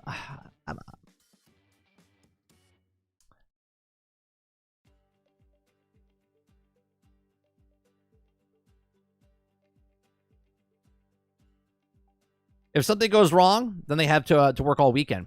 And they ain't trying to do that. That's what I'm saying, Argus. This is why I think that August 30th is a little weird. It's a Friday. Tuesday launches are often for bean counters. Makes numbers sound better. No, Quintar. The reason they do it is because if anything goes wrong, the only thing that happens, the only company to release on Fridays is usually Nintendo. Nintendo usually releases on Fridays because of the culture, okay? They didn't want people, as people do, we talked about it earlier, people take off from work and school. They'll skip school and they'll skip stuff if a game comes out on Tuesdays, and then people get distracted. Well, the society doesn't like that over there. So they release games on Friday, so when kids are done with school, that they have the weekend to play. That doesn't happen in America. America, they like to release games on Tuesday, one, for customers to get the, as you say, the bean counter type stuff. But two, also, if something goes wrong with the game, the developers are inside the studio. They can actually work on it and fix it.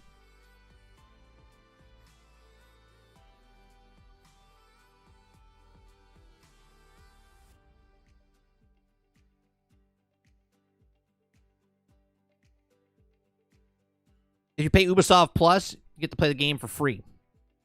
I might do that, Dustin. I might get Ubisoft Plus for the week. Or for the month, whatever. So it's getting delayed, right? How would it get delayed? There was never a date given, Altern.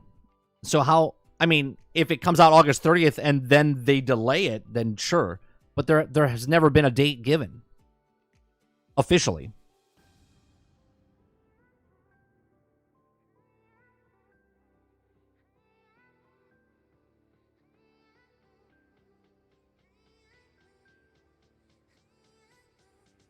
Ubisoft and Star Wars automatic pass for me.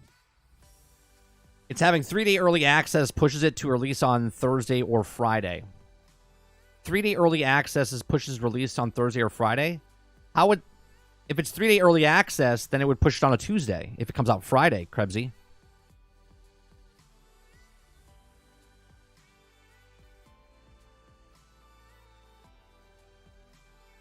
Which, if that's the case, then fine.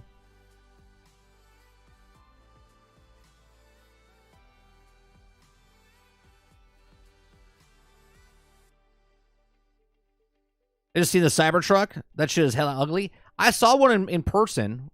We saw it drive by. It actually looks pretty cool. I've watched a couple videos on it. It does look strange. Paul says early access equals made up value. Sure. We talked about this as well, right? Game costs $70 on the release date, but it costs $130 more for 3 days early access. You're paying $10 early access per day just to get 3 days early access.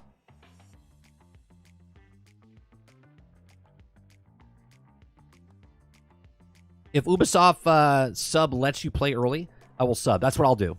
Yeah. If it comes out on Ubisoft Plus at launch, that's exactly what I'll do.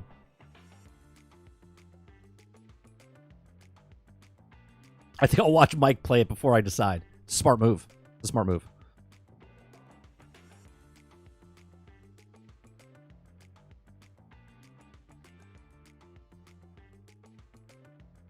I literally saw the Cybertruck 2 days ago. It was shinier than I thought it would be.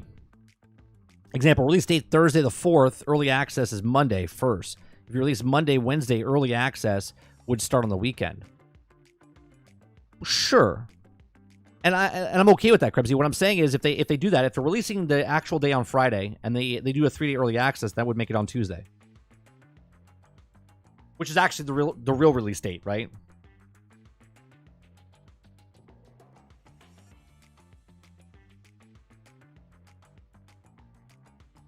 The world is great, but no change is how you to tackle factories now, dude. It's an average combat design. Oh, you guys are talking about that.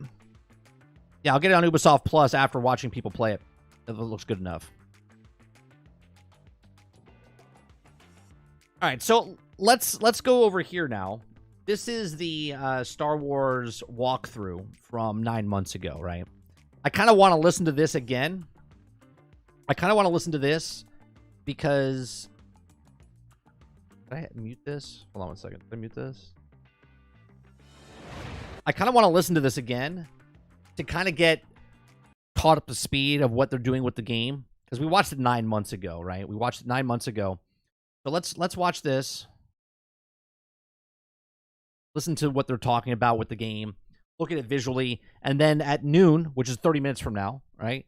We'll watch the brand new story trailer for it. So I'll pause as we go through this, right? I'm excited for this game, right?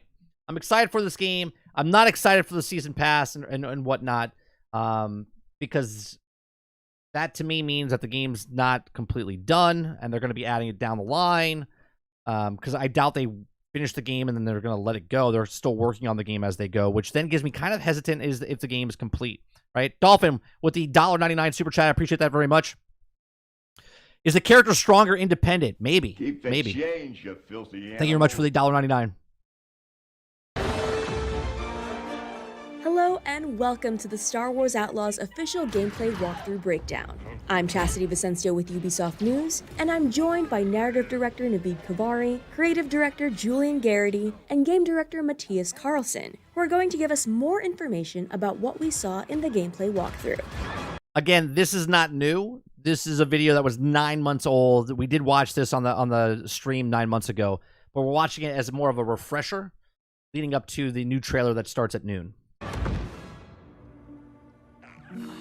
Here we go. And this is our first ever introduction to Nyx. Nyx is a Merkal, a rare and exotic creature whose home planet still remains a mystery. He's got a very curious personality, as you can see here. He can be a bit... Solomon, thank you very much for the gifted membership. Appreciate that. Thank you very much for the continued support. Stubborn, but he has an incredibly strong bond with Kay and always follows her lead. She's grown up with the Nyx for most of her life. He's not just a pet, he's family. Good boy. This is the BD1. This is the R2D2. This is Star Wars, you know, Mando's Grogu, same thing. Here we have Kay. First introduction to a brand new scoundrel in this galaxy. Kay is a young thief who's found herself on the moon of Tashara, which is a hive of underworld activity. She's picked up a high-risk job to steal a priceless, sort of mollusk-like object from a lieutenant of the Pike Syndicate. Once she's grabbed it, with the help of Nyx, she's going to turn it in and earn some much-needed credits. So Pikes are one of the syndicates that we'll be tangling with in Star Wars Outlaws. And the Pikes here are... I do like... This is what I like about the game, right? Regardless from the main character, girl, boy, whatever. I love the look of the game. I love the look of the game. It looks and feels like a Star Wars from the late 70s, early 80s. I think they nailed it. They said it in the past. They have a filter system on here to capture that, which really looks good. Are borrowing without permission some vehicles from the Empire and the Rebels and different people and cutting them up. Nyx.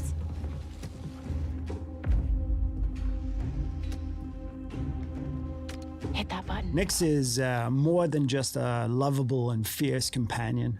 Nyx is a whole bag of tricks in and of himself. You saw him push that button from a distance. He can distract guards. He can attack on command. He can help you with puzzles. He can help you discover secrets as well. He is very much conceived as a symbiotic part of the player's control over Kay and Nyx. So we're really thinking of them together as a whole. I was just leaving. So when we meet Kay in the beginning of the game, she knows her way around the blaster. It's not necessarily her first option or primary tool to solve a problem or a situation. However, as we progress through the game and its many ever more dangerous situations, both Kay and the blaster itself will evolve and improve. I like that. I like that you have like a skill-based type of thing where the more you use it, or I guess, I don't know if it's the more you use it or just the more you progress through the story, you get to upgrade your stuff. And you will soon find it to be a central and very versatile tool for more than just directly taking out enemies. Okay, we'll figure this out. And Kay's blaster is very meaningful to her. This blaster has a lot of modules that you can discover, upgrade, and apply to the blaster that allow you to deal with situations in radically different ways.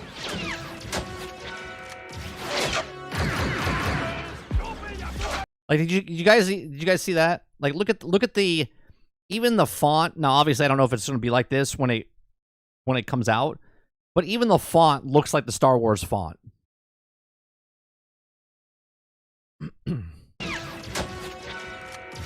And you can also, it looks like you can, it says right here, different ways. Stun mode, blaster, and focused.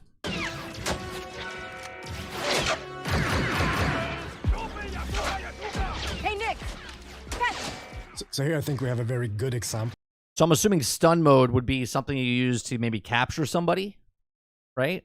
Who knows? Of the type of role Nyx can play, even in something like a full-on firefight, where that enemy that we took down dropped the gun that he was just about to shoot you with. Nyx can, slink down and retrieve that weapon for you.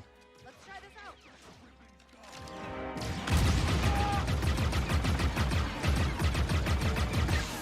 out.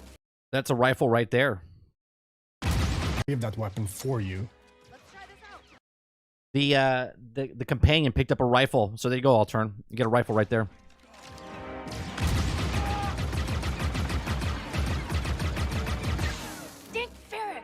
Sometimes, best solution is just to get out of there. So I have a feeling, though, you're not going to be able to level up that blaster. It might be something that you just pick up and you can use other guns in the world. I think the blaster that you have is the one that you upgrade. Ever since we kicked It'd be like a RoboCop type of thing? off this project in collaboration with Lucasfilm Games, one of the things that they were passionate about, of course, is authenticity. One of the things we were passionate about is bringing something to the galaxy of Star Wars. And one of the biggest things was this moon, Toshara. And Toshara, we developed, working very closely with Lucasfilm, everything from its vegetation to the wildlife to its deep, rich culture, and all of the activities that we can discover during this trailer, and even more. Oh, these guys don't quit. Now, a lot of people were complaining when they saw this. They said this is more, it looks more linear, right? And they're saying that this is open. Like, obviously, this is a mission. And in the upper corner, it says, go meet whatever. So you have it's a quest, right? You're going to the quest. So that's why maybe it looks more of a linear type of thing. One of the key pillars for both Kay the character and for the core gameplay in general in Star Wars Outlaws is what we call a resourceful underdog. Kay is a capable and daring person, and we reflect that in gameplay with you having access to a wide range of actions and abilities, ever growing, of course, as you play through the game, ranging from stealth to full-on firefights. So as we saw here, shooting from, driving your speeder full speed ahead under fire from enemies. We said if we can make the player think like, I can't believe I made it, when they just play through something, it's a success. Forgive me. Kay's reputation with the syndicates will play a big role in how she approaches her journey, whether it's the Pikes, Hutts, or others. We had a saying that in the underworld, you live and die by your reputation. As if a job she takes hurts the syndicate, those opportunities aren't available. So her choices play into how she experiences her journey. I like that, but I also want to know, like, the balance, right? So my first playthrough, let's say I want to screw over the Pike Syndicate, and my reputation is, like, in the shitter with them, so I do a lot of jobs against them. And then can I change that and win that back by screwing something else over? Like, Is it through story, like the story and that's it? Or is it open world where I can change it as I go and decide where I want to play? There's Jonta's Hope. This is Jonta's Hope.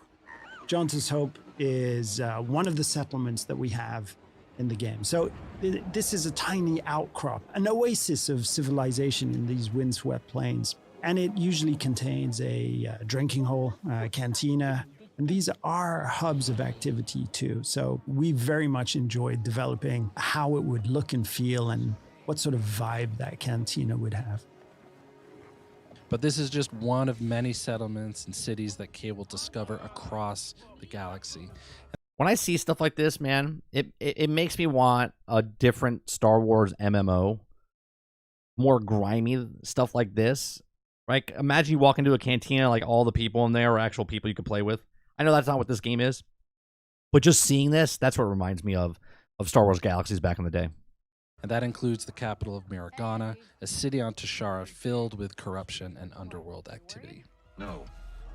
Okay. ND5 is a BX commando built by the Separatists and battle-hardened during the Clone Wars. Nowadays, though, he serves as kind of an enforcer droid in the underworld. He's partnered with Kay as they attempt to pull off a big, high-risk job. It's the opportunity of a lifetime. Not a friend. She can't be trusted. Who can out here? See you back at the ship. So various jobs and favors for the different characters and factions you encounter. They play an important role in everything from learning new things, actually unlocking equipment and abilities, to managing your precious reputation.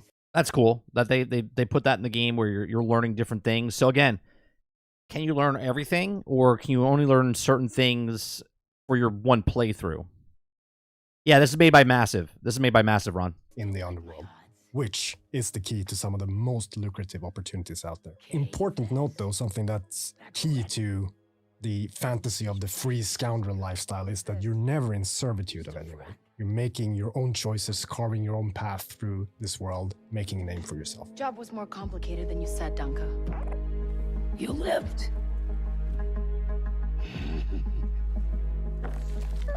Who she works for, whether it's with syndicates or otherwise, is crucial to creating a reputation for herself. And then how she approaches those syndicates through those choices is going to be key to gaining bigger and better rewards, whether it's for credits or priceless artifacts. Wait. So nothing in the underworld is black and white, and we wanted to reflect that in the choices she makes when taking on jobs. This is one example of many. Does she just hand over what was stolen, keep a cut for herself, lie about how the job went down or the intel she learned? It's really left up to her. I like this. Now, again, gamers will figure this out real fast, right? Is there a different outcome when you pick bribe or do not bribe, right? Is there always going to be the same content? Like, so for instance, if I bribe, do they take the bribe and then dick me over afterwards, or do not bribe and they still do the same thing? You know what I mean? In these scenes where we're going to give a choice to the player, and these choices, there is no wrong answer. There's just ways to weave your own story, ways to change, challenge, increase your reputation with certain factions and syndicates, decrease it, gain an advantage or a different perspective on the story too. So we put a lot of effort in. I hope that's true. I hope it's true that the choices that I make do make different variations of the game experience. That would be cool. The player. I hope it's like Baldur's Gate 3, where I make the choices in Baldur's Gate 3, it's actually changes the trajectory of the game. Right? It says here, in giving the player agency over their own trajectory. I hope that's true. Their agency over their own trajectory. Thanks. So the game takes place in the original trilogy era. So the Empire is at the height of its power and reach. So they're always looming there, somewhere in the background, ever watchful. But as you can see here, we want to show a different side to the Empire and how it intersects with the underworld, and that means corruption. Particularly on Tashara, even though it's Imperial run, the local governors and officers lean into corruption and have worked out special arrangements with the syndicates that benefit them. So this is the wanted system, and the wanted. This is why I said this game, to me, I hope is like a Red Dead Redemption, not more like a Grand Theft Auto. Like, it's a Western, right? Let's picture that, right? this game is a Star Wars is just like a Western. Okay. I'm not saying it needs to be as detailed where a horse or some animal has testicles in here. That's not what I'm saying about Red Dead Redemption. What I'm saying about Red Dead Redemption is that it's an open world game, and once I do the main missions, I can go and do what I want, find side quests, do different things, sort of like live in that world where maybe I don't want to do the main story, and maybe I just want to smuggle from one planet to the next, and then like random events happen. Like, I hope it's something like that. That would be great. I hope that my expectations for this game are pretty low right now. Just what I'm seeing, I'm very excited about. But my fantasy of my expectations here is that I hope it's like a Red Dead Redemption. I hope it's like a Hogwarts Legacy, but for Star Wars fans, if that makes sense.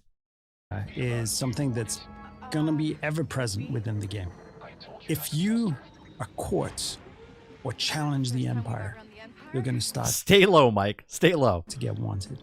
And if you continue, you persist, and you do even more action. Like this right here, 9 months ago when they first showed this, I said she's running into the ship to get away. You see the Imperial shuttle landing in the background. What if you stay?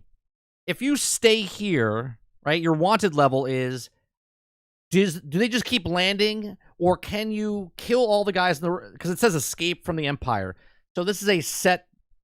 this is a set mission, right? Can I just stay here and just keep shooting? Sort of like a Grand Theft Auto, sort of like a Red Dead Redemption, where I just stay there as long as I can and shoot as many people as I can and keep getting that wanted level up and see how much fun I can make. If that's that type of game, then fantastic. Or I can choose to get on the ship and get it the hell out of Dodge. Or can I take this ship and fly in the air and then turn around and then start blowing them up on the ground? Is that wanted level's just going to go up. At the highest levels, the Empire will throw a huge amount of resistance and forces in your way. So that's something that you can play around with, but you're best off trying to... Like, see, there's no difference here, what's happening right now, as in what happens in Starfield. Okay? Cutscene of taking off. Avoid as much as possible. Very important for us in this experience is that and there then will always be now it goes to this some way scene for you to okay de-escalate. It's a cutscene, but then you see the things pop up on the screen. Okay, so can I move now? And if I can move from here, can I turn around and do low atmosphere like strafes? Probably not, right? Oh, this is the Trailblazer. Now, if there's one dream that a lot of game developers have, it's to help design right? This is a load screen. A spaceship for Star Wars. This is our take on that, the Trailblazer. The Trailblazer is an EML 850 light freighter from the Republic era. And then right here, this is right home. And if you're a there, as soon scoundrel, as the title pops up, now you have control of the ship. Galaxy, the first thing. There's no difference. It's like a mixture between what Starfield did and what No Man's Sky does, right? No Man's Sky lets you fly out. Starfield doesn't let you fly out. And this lets you cutscene, and then it looks like you're flying out, but you really don't have control until you get to the outer rim. Thing you need is a ship, and for K, there's none better than the Trailblazer. So now we're in space, and one of the things that was very precious to us is having this seamless experience of going on foot to your speeder to your spaceship out of the atmosphere and into space. And space is a dangerous place. But it's a place full of opportunities too. So we'll be using it for combat, both on an intimate dogfighting level, an epic level with bigger ships, but also for discovery, exploration, and special surprises. Let's jump. It's important to hit those classic, iconic notes of Star Wars to remind players of the era that they're playing in, and the fact that the galaxy is something that is wide, diverse, but iconic at the same time. One of the things that is important for us is that Again, with this, how big is the space around? Like, obviously, you're not going to be flying from this planet to the next planet that we just left. You have to travel through the star system or whatever, through light speed, right? Now, can I fly to that planet, right? I just want to make sure people keep their expectations where, you couldn't do it in a lot of other games. You can do it in No Man's Sky, but a lot of other games don't let you do this. Now, I don't know if you could fly into that planet by flying there, Every or planet if it's that you will aimed visit towards in it this and then all of a adventure sudden has a then you distinct profile. cutscene Not and you just land, or very reverse bespoke cutscene where you story, fly into the but atmosphere but you have no also control over it. Wildlife, an ecosystem, and situations that really radically change from location to location. And space is just another part of that. So we're trying to develop distinct profiles for every single orbital region. That's cool that they're doing it. Single orbital regions are different.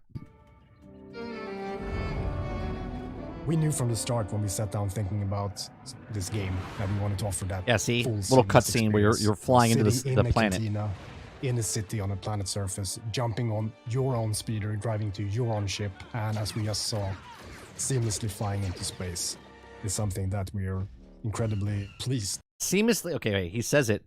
Jump onto your speeder or drive your own ship, as we just saw. Seamlessly flying into space is something that we are incredibly... Is something that we are incredibly pleased and happy and excited. Pleased and happy and excited that it's able to be actual offer. So, I don't know if we have control, though. I mean, if they could do what a No Man's Sky does in this game, this might be my favorite Star Wars game. That we're able to actually offer. We really enjoyed making this, and we can't wait for you to experience a new Star Wars adventure.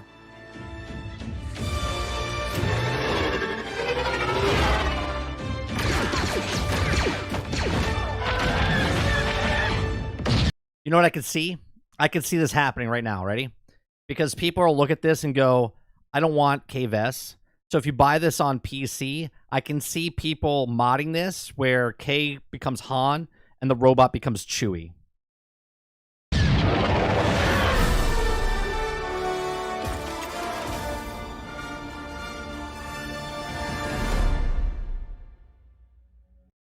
All right, we're about 9 minutes away. We're about 9 minutes away from the actual new trailer. So, favorite game without lightsabers? No, I mean I'm literally like, so when I played Star Wars Galaxies, I wasn't a Jedi in Star Wars Galaxies, Paul. I was a bounty hunter. Okay, I was a bounty hunter, and then when I played in Star Wars: The Old Republic, I'm also a bounty hunter, right? I'm okay not being a Jedi.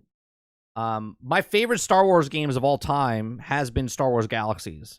Yes, there was Jedi there. Yes, I became a Jedi in that game with a different character, but I was a bounty hunter. I liked hunting down those people. I think it's pretty cool at this game you're a smuggler, right? Sure, it's not Han Solo, but at the same time, I think it could be a really cool, fun game living in that world of Star Wars. And that's, as a fan, that's what I want. I want to explore and be able to, like, do stuff in the Star Wars universe.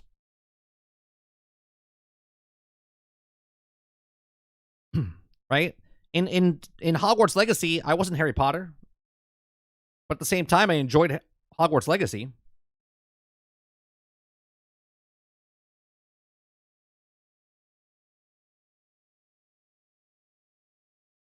So you mean the game that everyone wanted since the beginning of Star Wars? A Han and Chewie? Yeah. I think it would have been cool if they had a game that was based off of the Solo movie. Like, you get to be on the adventures of Han Solo and Chewie. Would have been better, in my opinion, than a brand new character in the Star Wars universe. But that's just me. Not to say that this character is going to be bad. I'm okay with new characters. Cal Kestis, I like Cal Kestis in Jedi Survivor and Fallen Order. I love those games. Those games were fantastic.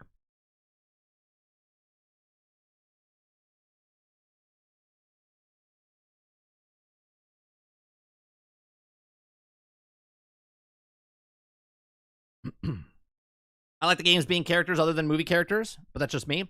Yeah, I have no problem. I have no problem being new characters, Travis. But at the same time, the reason that I would like a Star Wars game, right? Like, come on.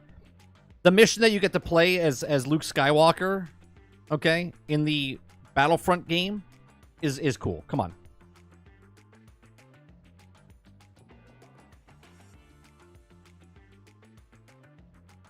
Cal Kestis, in my opinion, is actually more likable than Luke. that's because Luke was written in a different way, and you watched it on a film first than being interactive in a video game.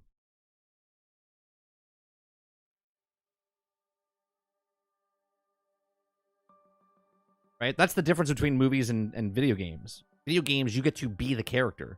You have this more of attachment. Where if I get to use Luke Skywalker's Luke Skywalker, and then I'm overtaking his control of Luke Skywalker. Yes, Cal Kestis is Cal Kestis, but he's a brand new character you didn't know anything about, and now you're controlling him as your own, and then make the story. Can we ever move past the OT era? I don't think you need to. I know people will fight me on this, but literally Star Wars is the Skywalker saga. Right? So always having a little thread going through that, I think that's what it is.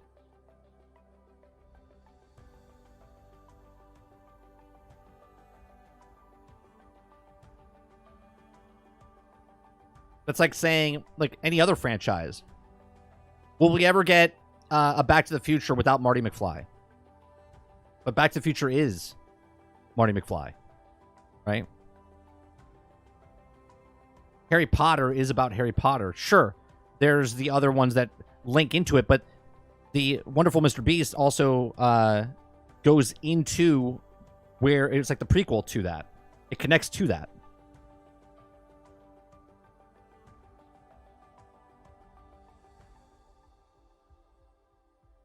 Exactly, Salty.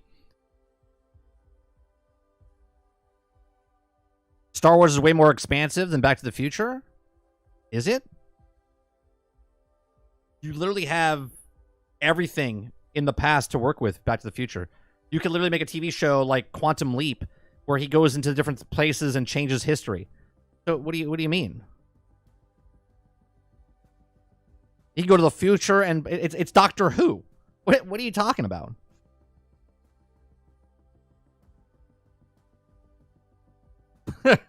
What do you mean? KOTOR showed us. You don't need it?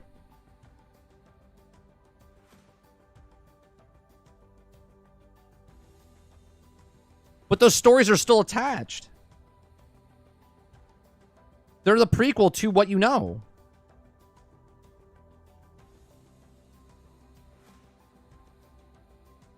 I have it. I have it right here.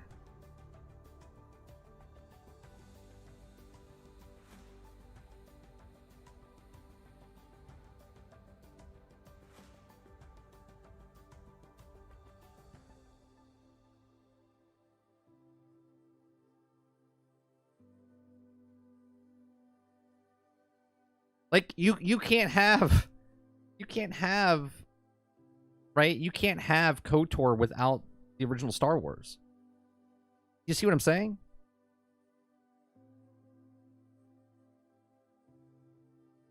Yeah, but they do. The stuff that you do in KOTOR sets up what you know in the Star Wars. It's always part of it.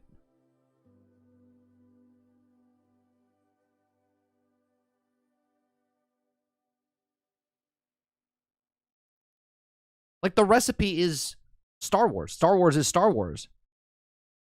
I'm tired of seeing the Empire and the Stormtroopers all the time. I mean, I don't know what to tell you. I mean, that's what people liked, and it's always going to be attached to that.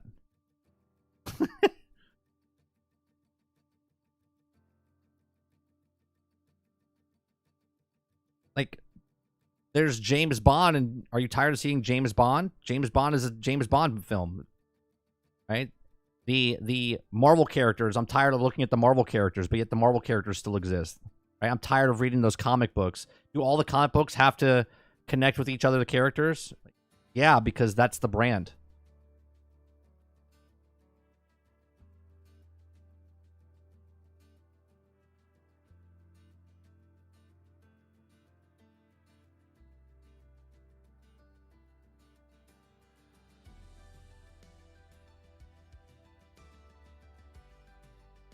Every single Marvel comic connects to the Fantastic Four.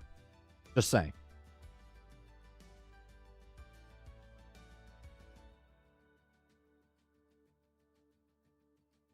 It stays stuck in the OT, cashing on it, the people that are familiar with. You can still tell stories. The people that are familiar with the movies and the OG stuff, it fills in that gap, and the people that are not familiar with it, then they don't really care about the stuff, and they just pick it up where it is now.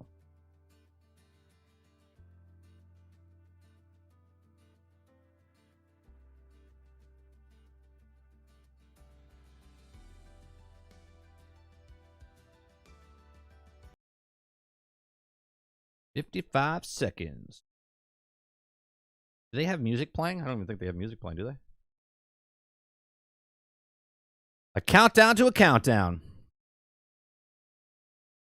Instead of innovating and trying to move on to something new. But why do they have to innovate and try something new? The reason they're successful is the story that they told.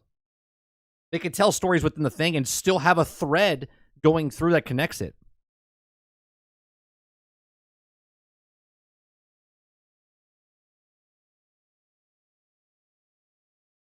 I'm not asking to tell all stories from Luke Skywalker's POV, but you could tell stories and still have it lined through going, oh, during this game, right? Luke, Han, Leia exist in this realm, but they have nothing to do with this game. This is a new story. Each of you represents some of the most powerful criminal organizations in the galaxy. Pikes, Crimson Dawn, Huts. It's a golden age for the underworld. Why is the Empire controls every... Apparently we're on the wrong language. But they're distracted by a rebellion that won't quit. It's an opportunity to make millions. Kay Vess, the underworld's favorite new scoundrel. We meet at last. What do you want? Zarek Besh. They're new, rich, and lethal. You crossed their boss Sliro, and now he wants you gone. Rob his fortune, buy your freedom. This job, it's a death wish. I'm in. Uh-oh. Han Solo's in it. Out here, you Forget about it. Throw the game away. Your reputation. You want to survive? Know the players. You're new to this world. What's your problem? Come back when you're not. Jabba, right? Look, don't try anything. I got a whole crew surrounding this. Okay, we're skipping that part. For about as long as I can remember, it's just been me and Nix. Doing what we have to survive.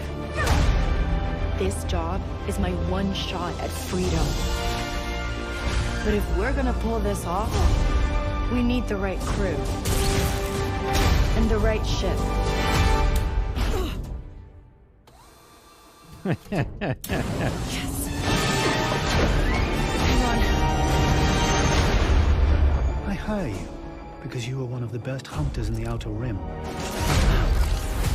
She's more connected than you let on, Sliro. Vess is mixed up in something bigger. The Outer Rim is a dangerous place. Everyone is fighting for their piece of the galaxy. But all I want is to live free. So I'm gonna risk it all. Hold on, Nick!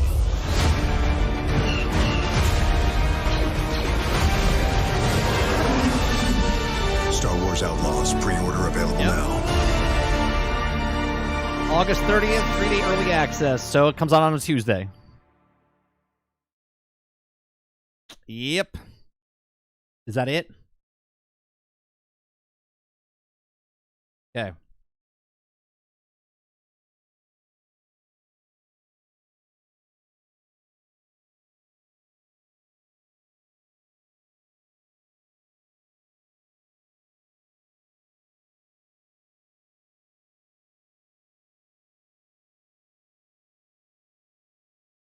All right, let's see. We'll pause some things here.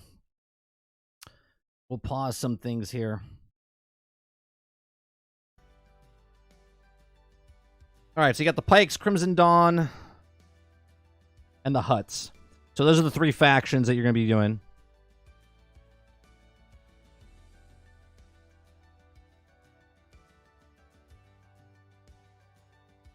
This looks pretty cool.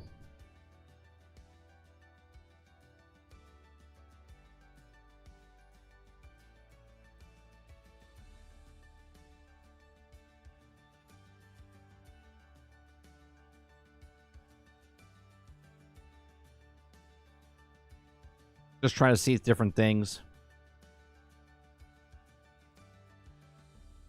So he's like the baddie. Was he like an accountant?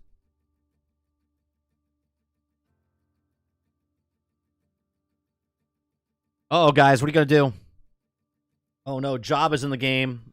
Han Solo. So obviously we know it takes place after Empire Strikes Back, which they already said, right? So it takes place between Empire Strikes Back and Return of the Jedi.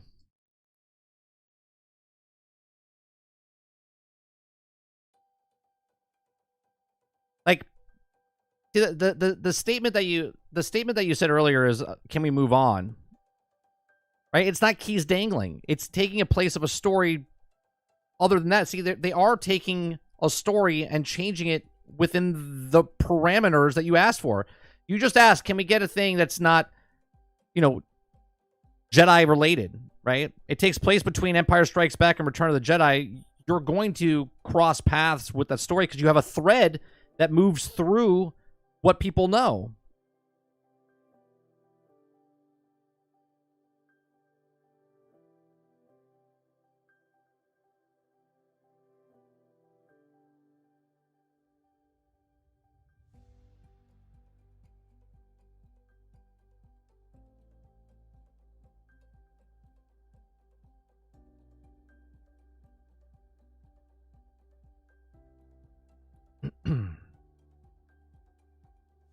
Yeah, graphically, it does look downgrade. Oh, what the hell just happened?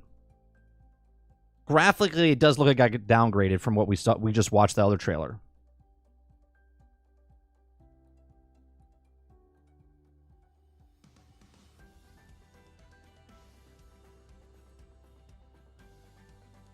I want to know how far you can go in these maps. How big are these maps?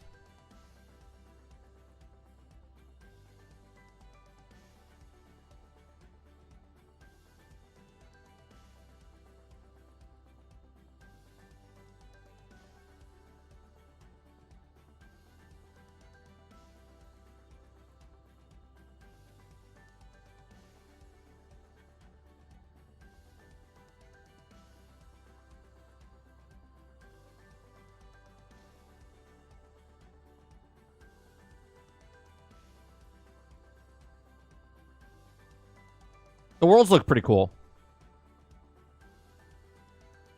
There's your snow biome.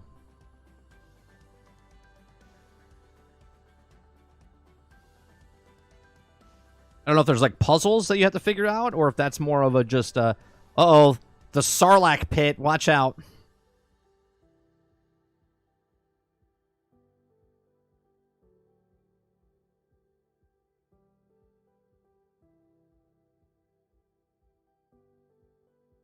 Why does it keep doing that? I don't want to go to the end screen.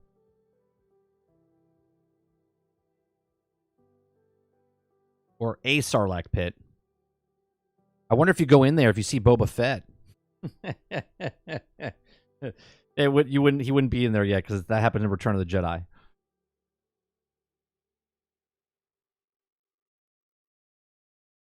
So it looks like if you pre-order, you get the Kessler Run bonus pack. 3-day early access. So August 30th. So that makes sense now why they put it on a Friday, because that's not really the release date. The release date is 3-day early access on a Tuesday, okay, and it's $100, right? That's what it is. So $100 game on the date that it was supposed to release, but they move it to Friday to give the 3-day early access. That way they can still fix the game if something goes wrong with it for the 3-day early access stuff. So when it launches on Friday, then you can play it. Now, is it going to be on Ubisoft Plus? It does, included with Ubisoft Plus. So it's up in the upper corner. So there you go. Now, I don't know if you have to pre-order to get the 3-day early access. So if you play it on Friday, you can play it on Ubisoft Plus. But I don't know if you get the 3-day early access if you're on Ubisoft Plus. I'll have to look that up.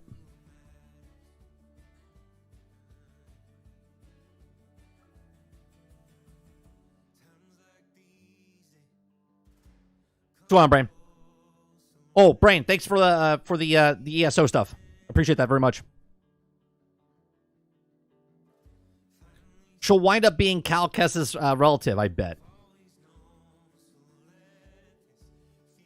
Do you think that it's his daughter? He had a. The mother is. You think so? Maybe they could do that. Maybe.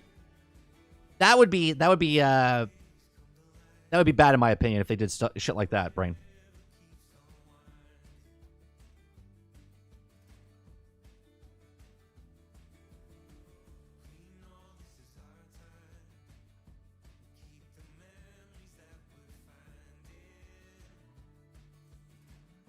Ghost Fixer says, I'm always cool with them going back to Return of the Jedi era. Yeah, this takes place before Return of the Jedi, after Empire Strikes Back.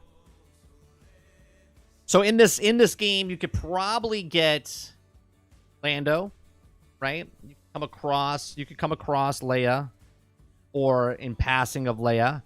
There's a couple people that you could cross, which I'm fine with, right? As long as they don't take the story and make it about those characters. Passing them or taking a quest from them or doing something with that, I'm fine with that.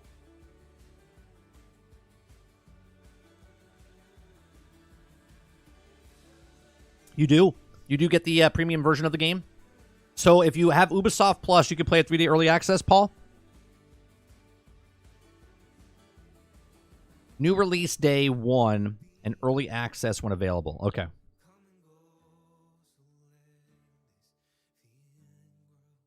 Well, there you go.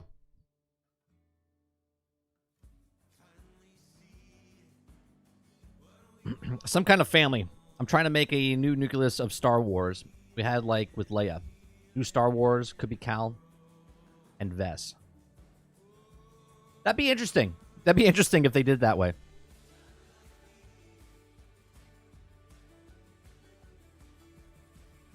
That's interesting. Yeah, so we're definitely going to go through Ubisoft Plus.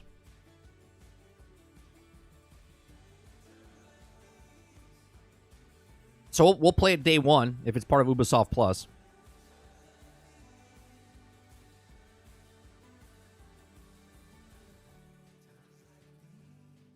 I don't need the Kessler Run bonus pack.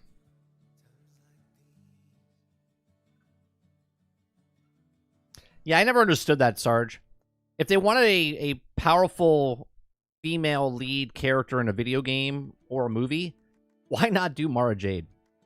Is it because she's a redhead? Is that why? Is that why they don't want to do it because she's a redhead?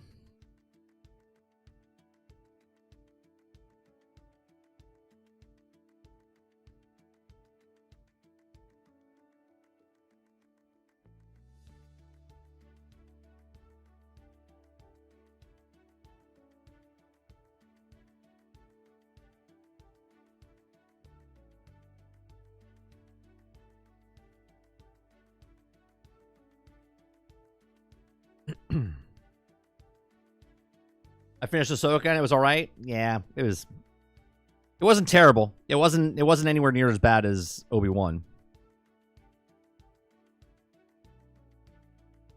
You can change genders, but you can't change her hair color.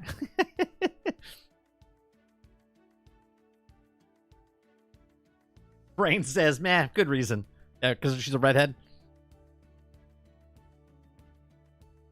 Right, Paul. Right. If I could get a day 1, 3-day early access on that Tuesday, okay? So I'm wrong and correct, right? I thought Friday was a little weird. Krebsy said, well, they could do a 3-day early access. I said they would probably release it on that 27th, right? I said I picked a Tuesday. 3-day early access is that Tuesday. So there you go. Yeah, for sure. Because you could get it on Tuesday for $15 instead of $100, Yeah, I think I know what I'm doing.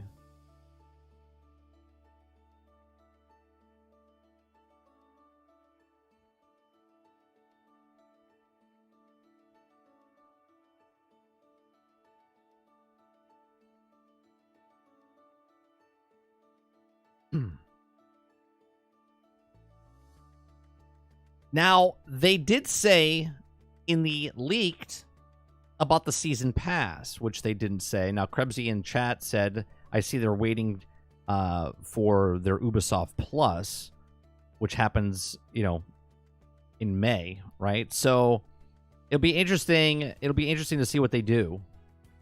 What are they going to bring to the season pass? If it's true. More missions? Bringing a season pass means that you're bringing in a single player story more DLC, more story content. Like what are we doing here?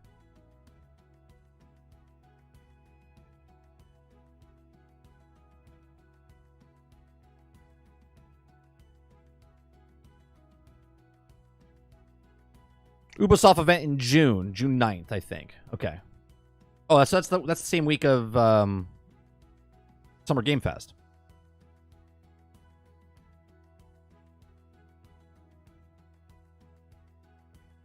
Oh, that might be fun, Water. That might be fun.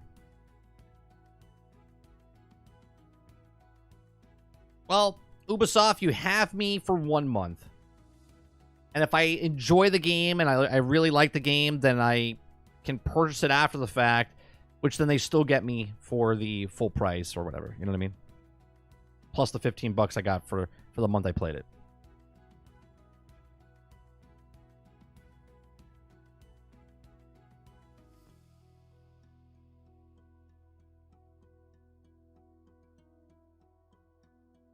I imagine more cosmetics and story expansion.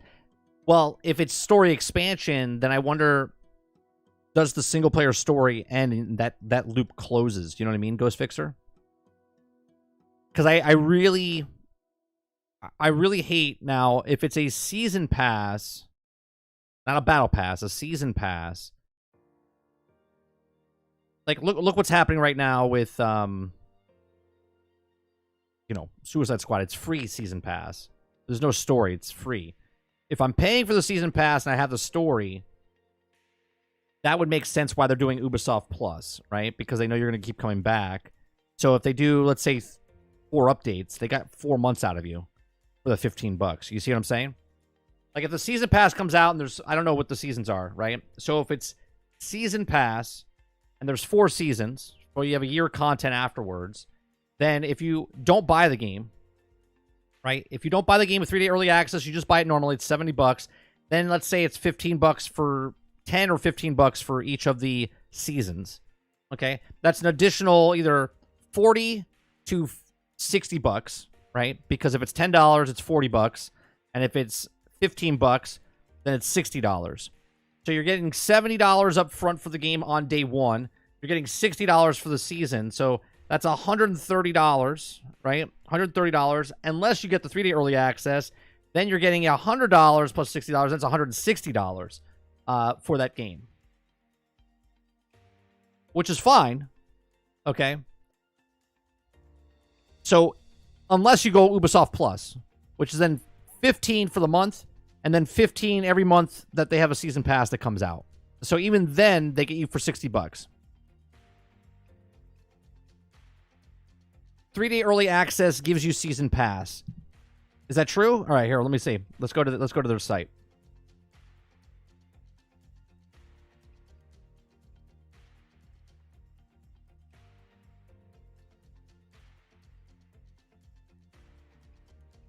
All right, compare Star Wars Outlaws Edition. Standard Edition, you get the base game, you get the Kessler Run bonus pack if you get the Standard Edition. So that's $70. You get the Kessler Run bonus pack regardless for $70. Base game, Kessler Run pack, and 3-day early access for $109 plus the season pass. Okay, so Star Wars Outlaws Season Pass includes 2 DLCs that will release after launch. Keep exploring. So it's $15. That's what you're paying for then. Okay? So there's 2. It's 2 seasons, not 4. Okay? You get Jabba's Gambit exclusive mission available at launch. Okay, and the Kessler character pack featuring additional cosmetics and Kay and Nyx. 2 DLCs that will release after launch. Keep exploring the world of Star Wars Outlaws with all new stories, quests, and areas to discover.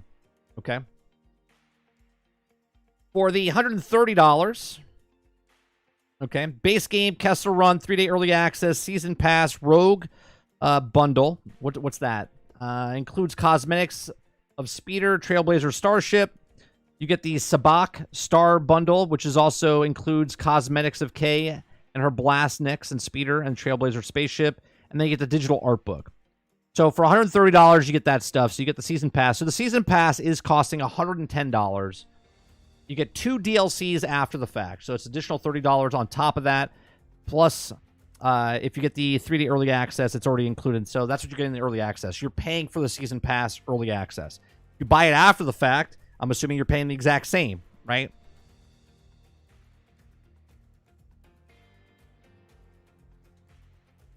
And then you get the $17 a month, $18 a month. Oh, so it's even more. Okay, so $18 a month. You're getting the base game, the Kessler pack, the 3-day early access, the season pass. Well, the season, this is $18 a month. But if I keep my $18 a month and just playing that game, it's a shit ton more than what everything else is, right? So if you're gonna play it as much more than you want, then just buy the regular standard edition. Or the gold edition, okay? Because this is stupid. The season pass, obviously, is not included if I pay one time $18. Yeah. Right? You're not paying $18 for the season pass when it comes out, 6 months later.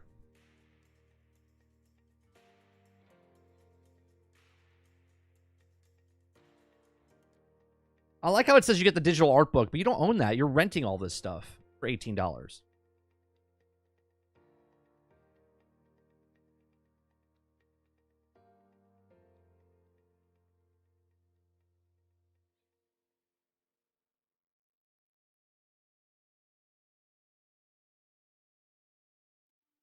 I don't care how you pronounce it. I say Ubisoft.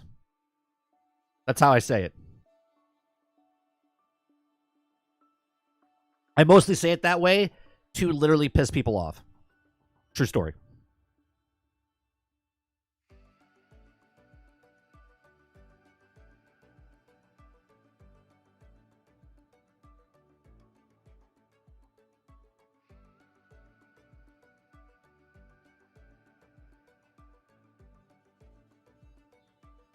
It's my little gift of trolling people. I love getting comments on the videos when I say Ubisoft. They're like, it's fucking Ubisoft.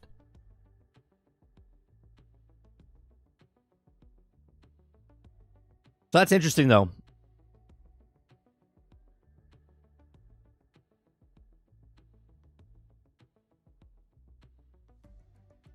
So $109.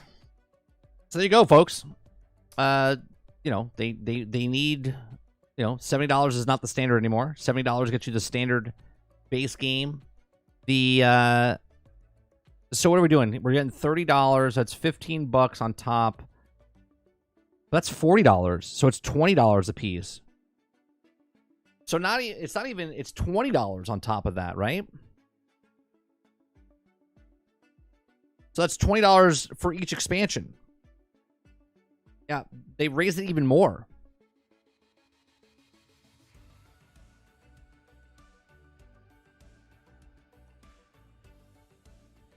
So now we have the $110 game.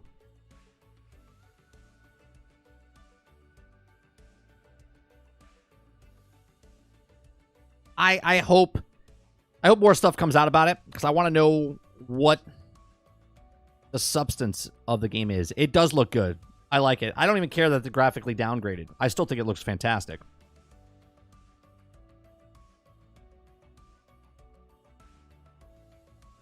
If it's graphically downgraded like that, do you think that that trailer's done on the console?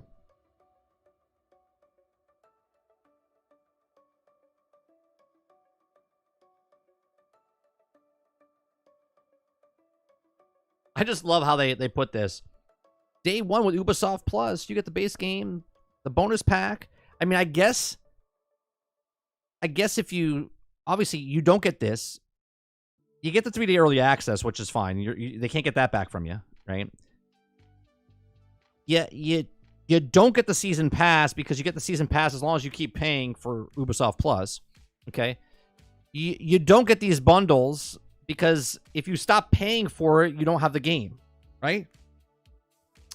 Unless you then go from Ubisoft Plus and then decide to buy the game, then would you keep that stuff? That's a question I have.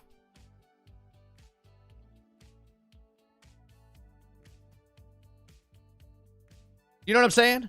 Like if I get the $18 version of the game on their Ubisoft Plus, I get the season pass, I get the Rogue bundle, I get this, I get this. Now, if I decide to then spend $18 there and then buy the standard edition, do I continue get this bundle stuff because it's already in my saved file? Or do I have to buy the gold edition? You see what I'm saying? Or the ultimate edition?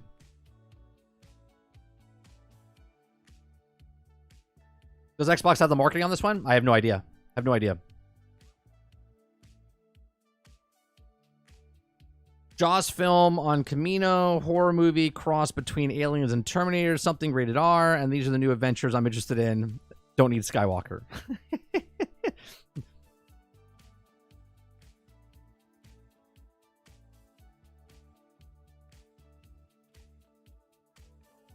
Yeah, but even if they make the Jaws film on Camino, they'll be like, "Oh my God, we haven't seen this since Obi-Wan came to Camino. Let's call the Jedi to kill it."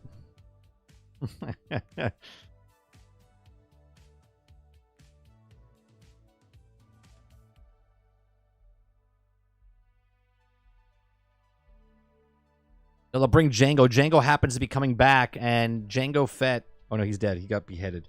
Boba Fett comes back. It's before he got in the Sarlacc pit. They bring Boba Fett because he was coming back for his father's things in Camino. And they'll link it back to they'll link it back to the original series.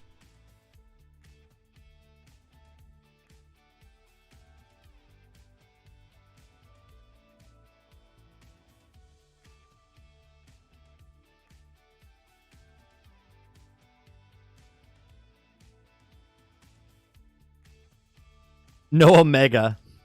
Yeah, you're right. It would be Omega. Omega comes back. That's right, Krebsy.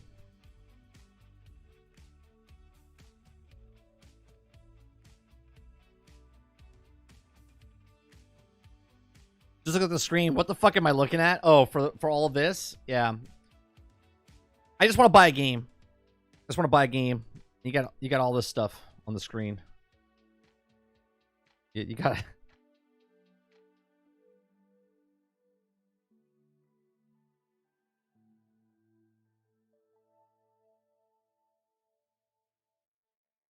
Just League DLC. Dolphin, you make me laugh, man. You make me laugh because it's not leaked. We literally are talking about the DLC on the screen. Oh, you're saying, oh, I see. The leaked DLC is Darth Jar Jar. Yeah. I was gonna say that it says right here what the Jabba thing is. And what the two DLCs are gonna be. Well, this is not it, but I see what you're saying. I missed the joke. Add Spaceballs DLC, the Pizza the Hut.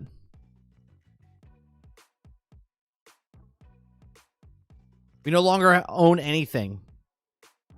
Connect to the server first in order to play. I just find it very interesting. Can you purchase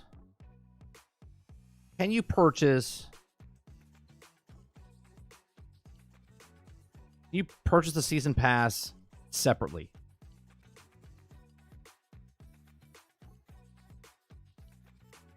And is it more money at the time?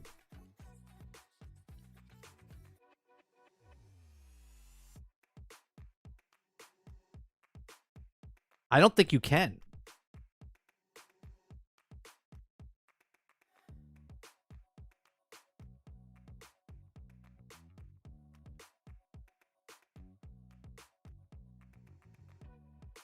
Description. Play up to 3 days early access Ubisoft Plus Premium.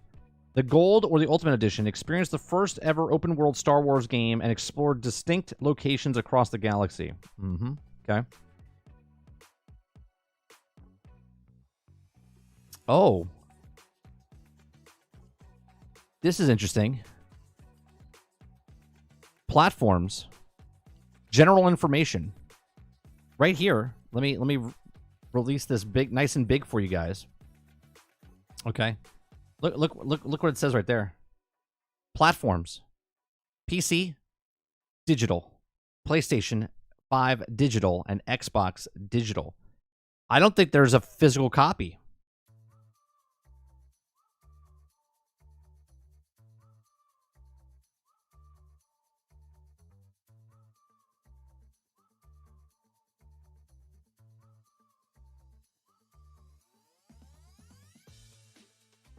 I don't think there's a physical copy. So now you're paying for you're paying for this stuff. And this is not a hard copy. This is all digital.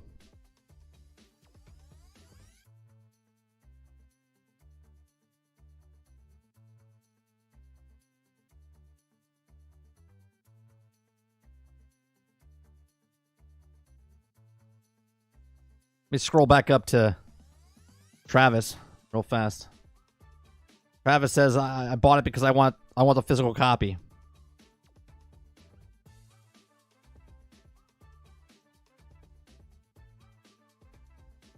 Oopsie. No physical. No physical.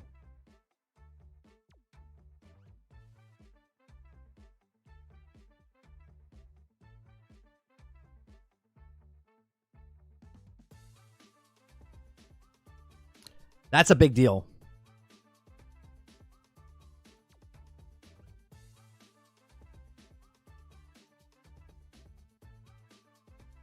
Mandalorian says 30. Can you still play without Ubisoft Connect?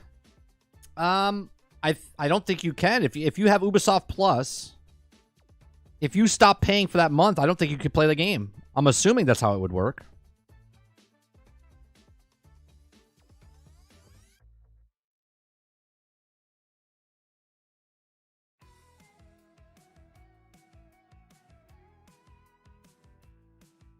It's because he said that they quickly changed it. I blame him.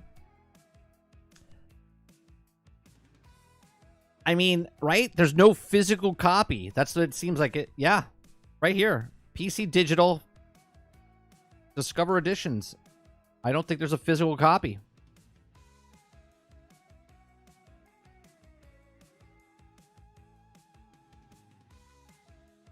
And look how they do this. And this has nothing to do with the game. This has nothing to do with the game. This has to do with the way Ubisoft is. Look, they sell a standard edition. The standard edition is $70. But up here, the landing page, which is when you come to the page, this is it. If you don't scroll, which a lot of people don't scroll, okay? $109.99 and $18. Your two options are with Season Pass or Ubisoft Plus.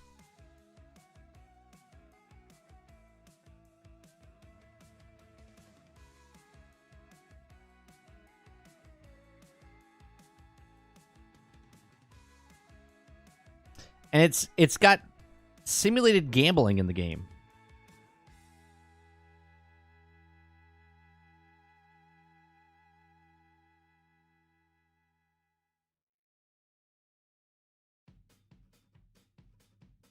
So I have a question. So Mando, you're saying the same thing. They have a season pass. Did they have a season pass for Avatar?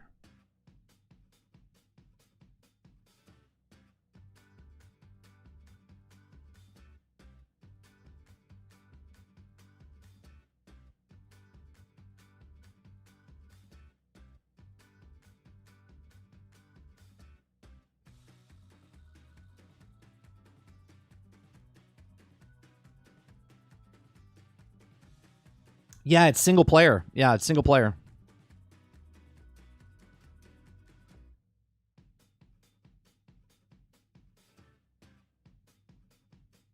Oh, I'm fine with that, Sarge. I'm saying if it's simulated gambling, that means there's gambling in the game, which I'm okay with. That's another benefit of like Grand Theft Auto / Red Dead Redemption. There's gambling in those games as well, like in-game gambling, not separate gambling. You know?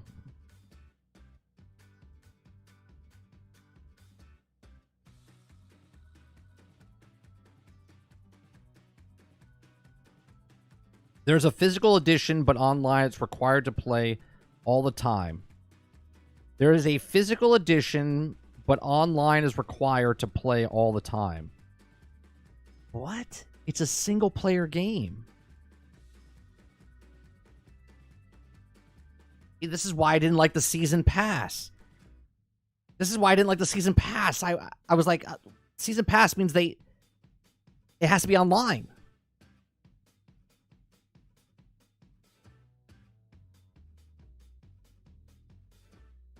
I was wondering, do you need Ubisoft Connect to play a game, or if you just purchase Season Pass, you can play? Don't own Ubisoft Connect. Wait a minute. I was wondering if you need Ubisoft Connect to play the game. No, you can buy the digital version of the game, or you can get Ubisoft Plus.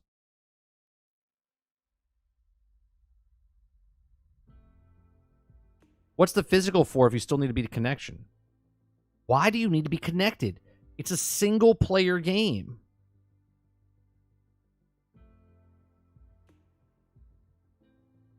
This means the players who purchase the physical release will still need to connect to the internet to download and install the necessary patches to play the game. It's so weird.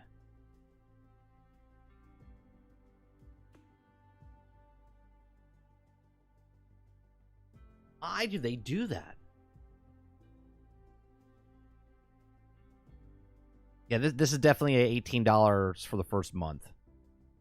And if I absolutely love what the game is, then I will pick it up down the line.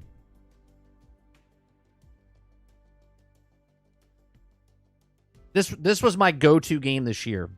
I was extremely excited for this game. Between this and the Transformers, and we know nothing about Transformers. Hopefully next week we hear something, or in the next couple weeks we hear something about it. Because the Transformer movie's coming out. Was it Transformers 1 or something like that? It's coming out this year.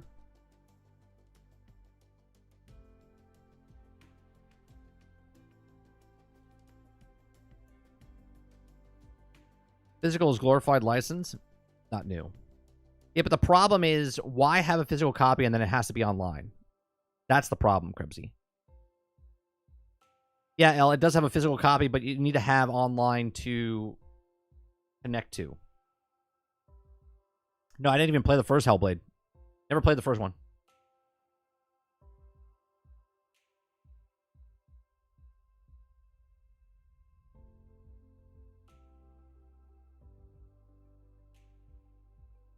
Online connections, a lot of single-player games are DRM.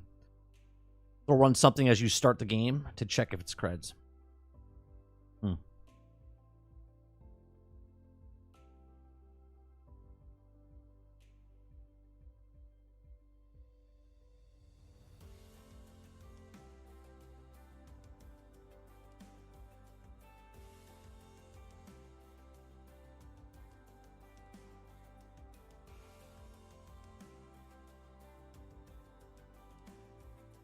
Couple pictures here.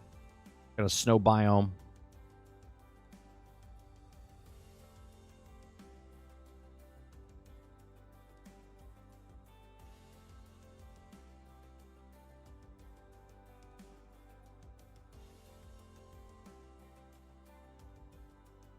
That's the same.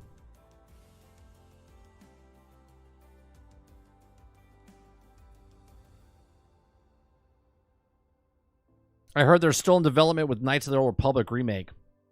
Think they could come out in 2026? Isn't Aspire doing that? I'll be honest, I'm not excited for KOTOR if Inspire's doing it, especially since what they did to the classic collection of Battlefront. El says, what the fuck? No co-op? It needs online?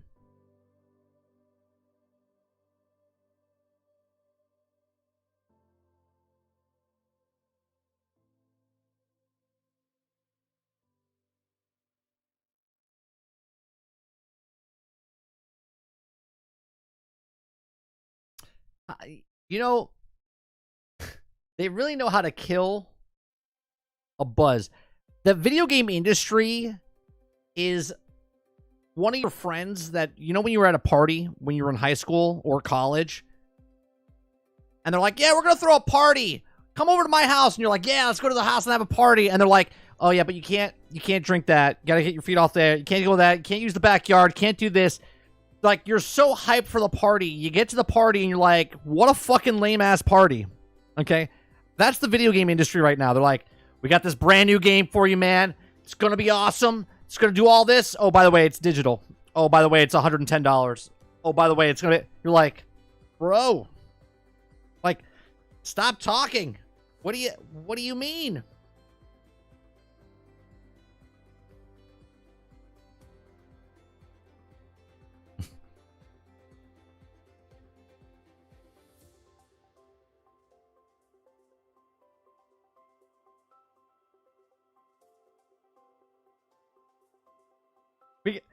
We want Project X, not Disney themed pool party.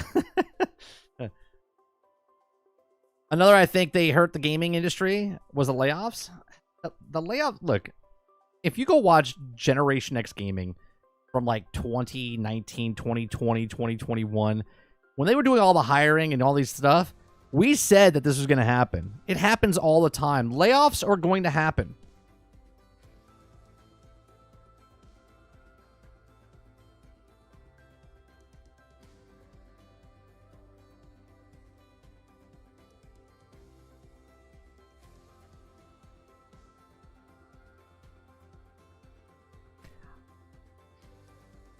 No, I don't think layoffs had anything to do with this. I think the industry itself is putting the budget so freaking high for these games that they have to recoup the money, right? Hence why they're charging $110. And here's the worst part, right? Back in the day, they would make a game and release that game and then tell you, hey, by the way, a couple months later, we have DLC for this. Right? We have DLC for this. Okay? Imagine Elden Ring. Elden Ring had a game, full-fledged game, came out with the game, you played that game, and then afterwards, they said, hey, we have DLC coming. Like, way afterwards, they said, we have DLC coming. And then you're like, cool, I'm going to buy that DLC for that game. Games nowadays tell you, here's the game coming out, and they already telling you we have DLC, and they're charging more, right? If the game is good, people will be like, oh man, that's a really good game. We'll buy the DLC. But now they're trying to sell you the DLC while the game, before the even game comes out. It hasn't proven anything yet.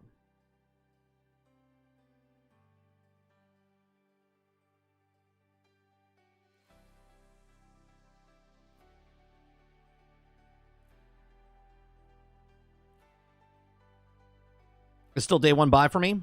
Just not sure which edition. I'm not going to buy an edition, Rose. I'm going to go with the $18 for Ubisoft Plus. And only after that, right? If I like the game. But this was my thought process before I found out it was only digital. But now they said there's this physical, but the physical literally has to be online anyway. But my thought process of this was, all right, I'll pay $18 so I get the 3-day early access because I really don't want to spend $109, $110. 115 with tax or whatever, right? I'll just pay the $18, play it day one on my stream. I'll play the 3-day early access. I'll finish the story. I'll put the story down. I'll cancel my $18 a month for the game. And then down the road, if it was a fantastic game, then I'll pick up a used copy afterwards. Or I'll get $18 again down the road and then just pick it up for the story missions that they come out.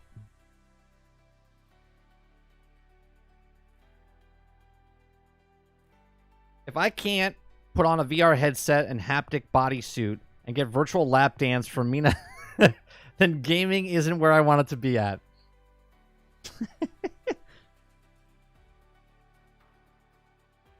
How would it affect their console if Xbox actually went to all digital? It wouldn't. I don't see this. This is my thing about what you're asking, Mando. How's Steam doing? How's Steam doing?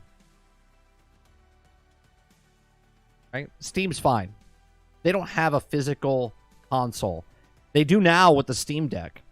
Okay? But there's literally hundreds of millions of people playing games on Steam, and there's no physical copies.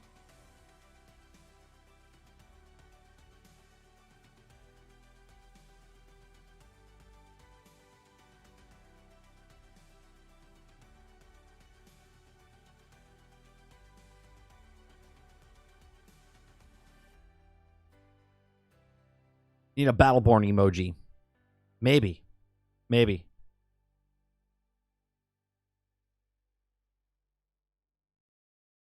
Travis comes back to reality. Travis, you know there's no physical copies, right? It's the digital copy. Did you buy the physical copy or the digital copy? Let me see. Hold on. Let me go to the pre-order real fast.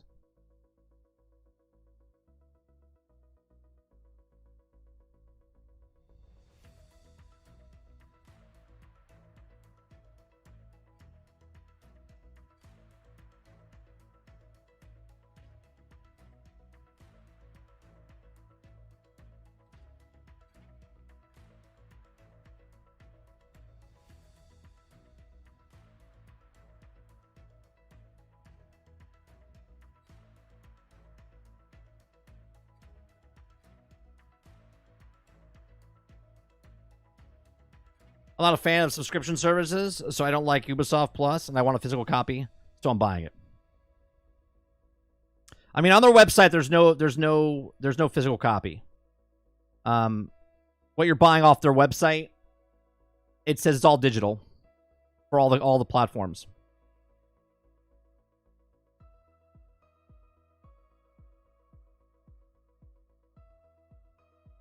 Platforms: PC digital, PlayStation 5 digital, Xbox digital.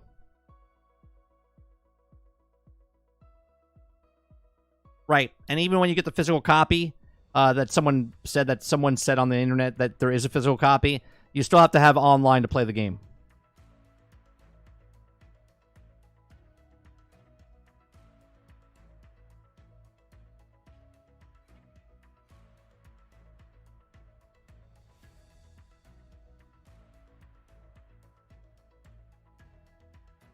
A shame emote. Shame. Shame. Maybe, you know what? I should come up with something. We have a trash emote, but Outlaws is single player only. Yes. That's correct, BL. Outlaws is a single player game only, and you need online access.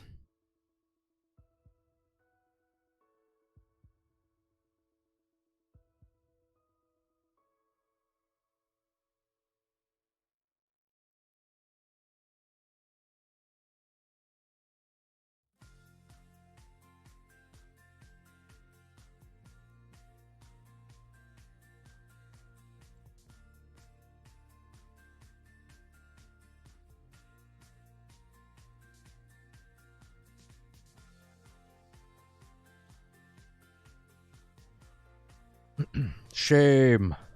Shame.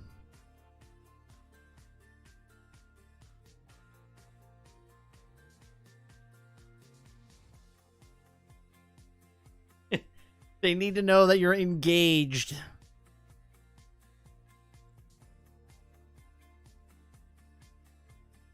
Yeah, I'm gonna do Ubisoft Plus when it first comes out for the 3-day early access, because I'm not paying $110 to get the early access.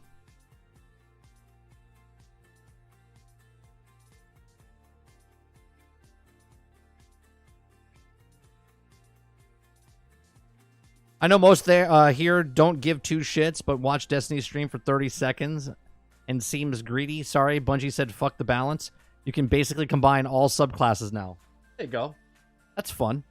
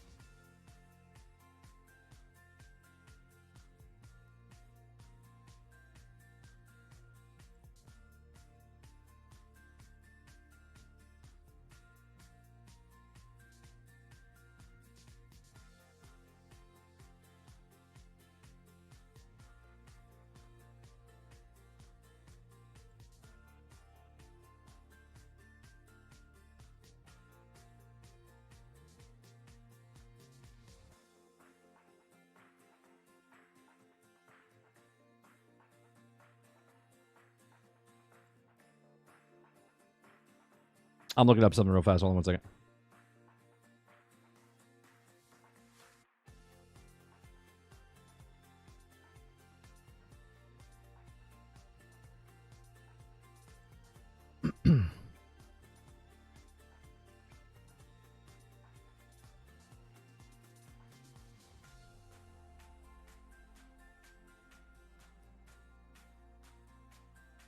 Something they either have to put it on their website to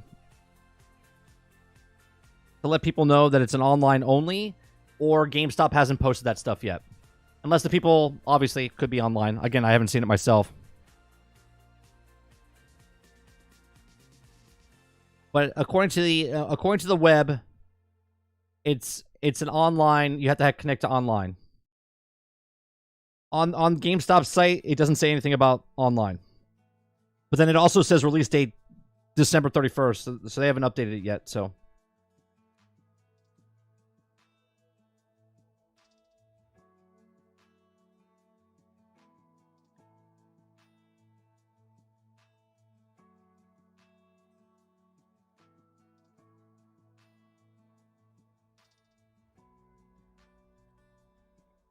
Yeah, they haven't updated the site yet to the date, so they might have to change it.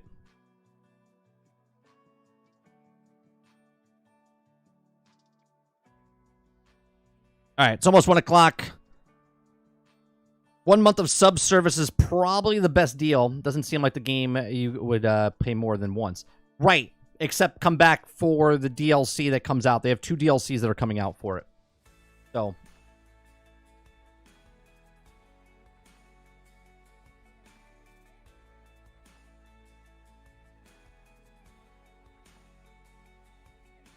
And even then, right? Even then, if you came back 3 months, you played the game, you went back again, you're paying a full price. You're paying $60 if you came back for the other 2 expansions, right?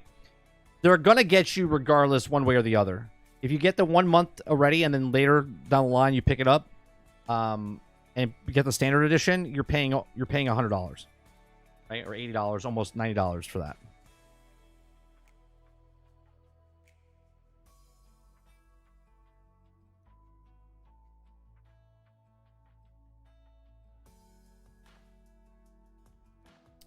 Let's see here. Solomon says, Sarge, that's exactly right. They're pulling out the stops of everything specifically do not want to do before, but they know the fact that they can't under-deliver this time. Well, right, you can't under-deliver. This is all out. For Bungie, this is all out. They have to make it well, right? So they don't care all the stuff that they said before. Now they need you to buy that game.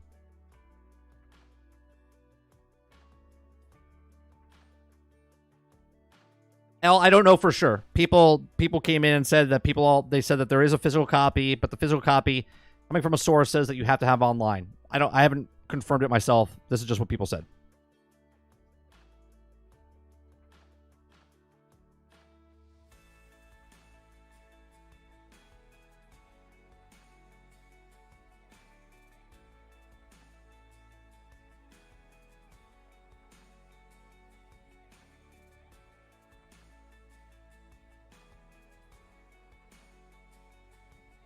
You could just wait till Christmas or something and let the price go down.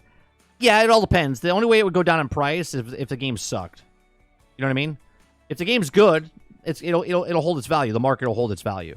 If the game is bad, then it goes on sale.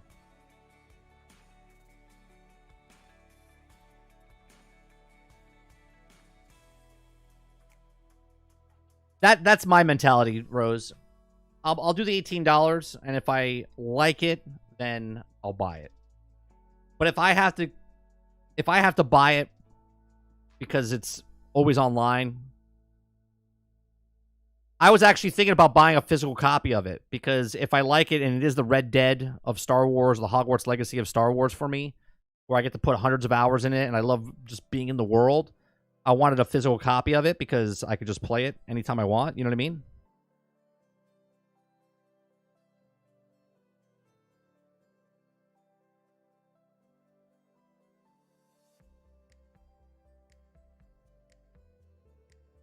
Sarge says, I wouldn't buy Destiny anything with stolen money.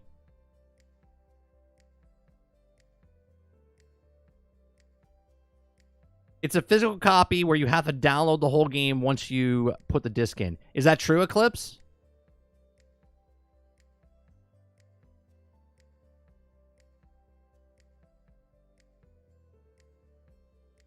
I always thought the price would go down. It was Black Friday. Sure, all games are always going to go down in price.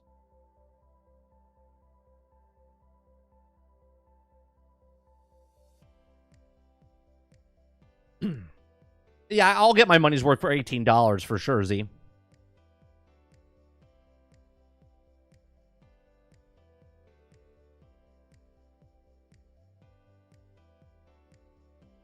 I mean, I get it, Sarge. You know what I mean? The Guardians of the Galaxy, Star Wars Galaxies was online, but at the same time, you know, that was an MMO, so there's like sort of a justification for that. A single player game is a little different than a...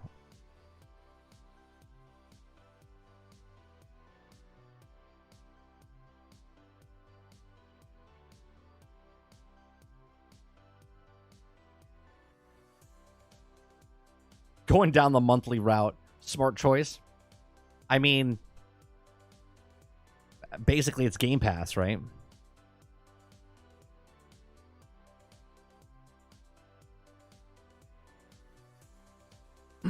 If it's a game that's awesome and I can play it anytime, like a Red Dead, a Grand Theft Auto, like the single player aspect of it, which is single player, I hope that the online aspect is just for the cosmetics that you have to buy. If I don't give a shit about the cosmetics, then I don't care. You know what I mean? And this is me complaining about not even the game. This is me complaining about the business decision that Ubisoft is doing. Again, games in the past would have the game, sell the game. Game is good, give you more game. Now they're selling you the expansions before the game even comes out, which then makes me think that they took it out to make more money from the game.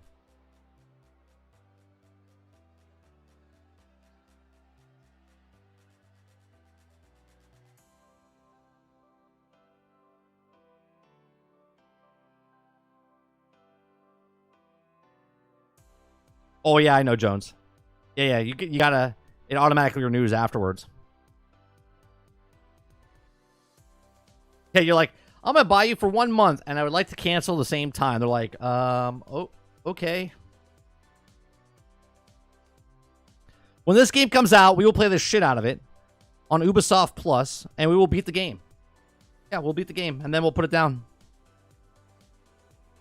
And then I'll wait for the sale to come out when the new DLCs come out, and I'll pick it up and play it later. I think EA did a good job with Jedi Survivor. Yeah, I have no problem with the actual game, Mando. I don't like the business model, is what I'm complaining about. I have yet to say anything about the game. I'm saying about the business model. There's no DLC for Jedi Survivor or Jedi Fallen Order. It's a single player game, and it is what it is.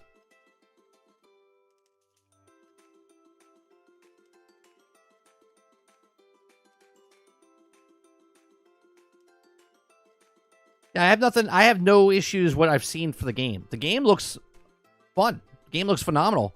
Graphically and what you have to do in the game. We still need to know more about the game. Okay?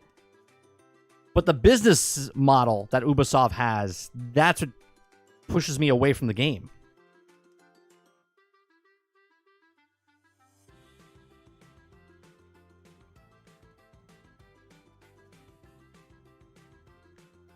Other than running like crap and needing 7 updates to fix it? Right.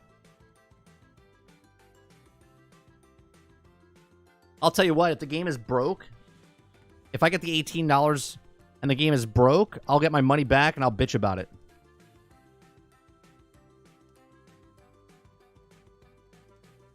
Oh, I can see that. I can see that, Krebsy. I can see that, Krebsy. All right, tonight we're going to play some more games. I don't know what we're playing tonight. Come back tonight, 8 p.m. Eastern. We'll be playing something.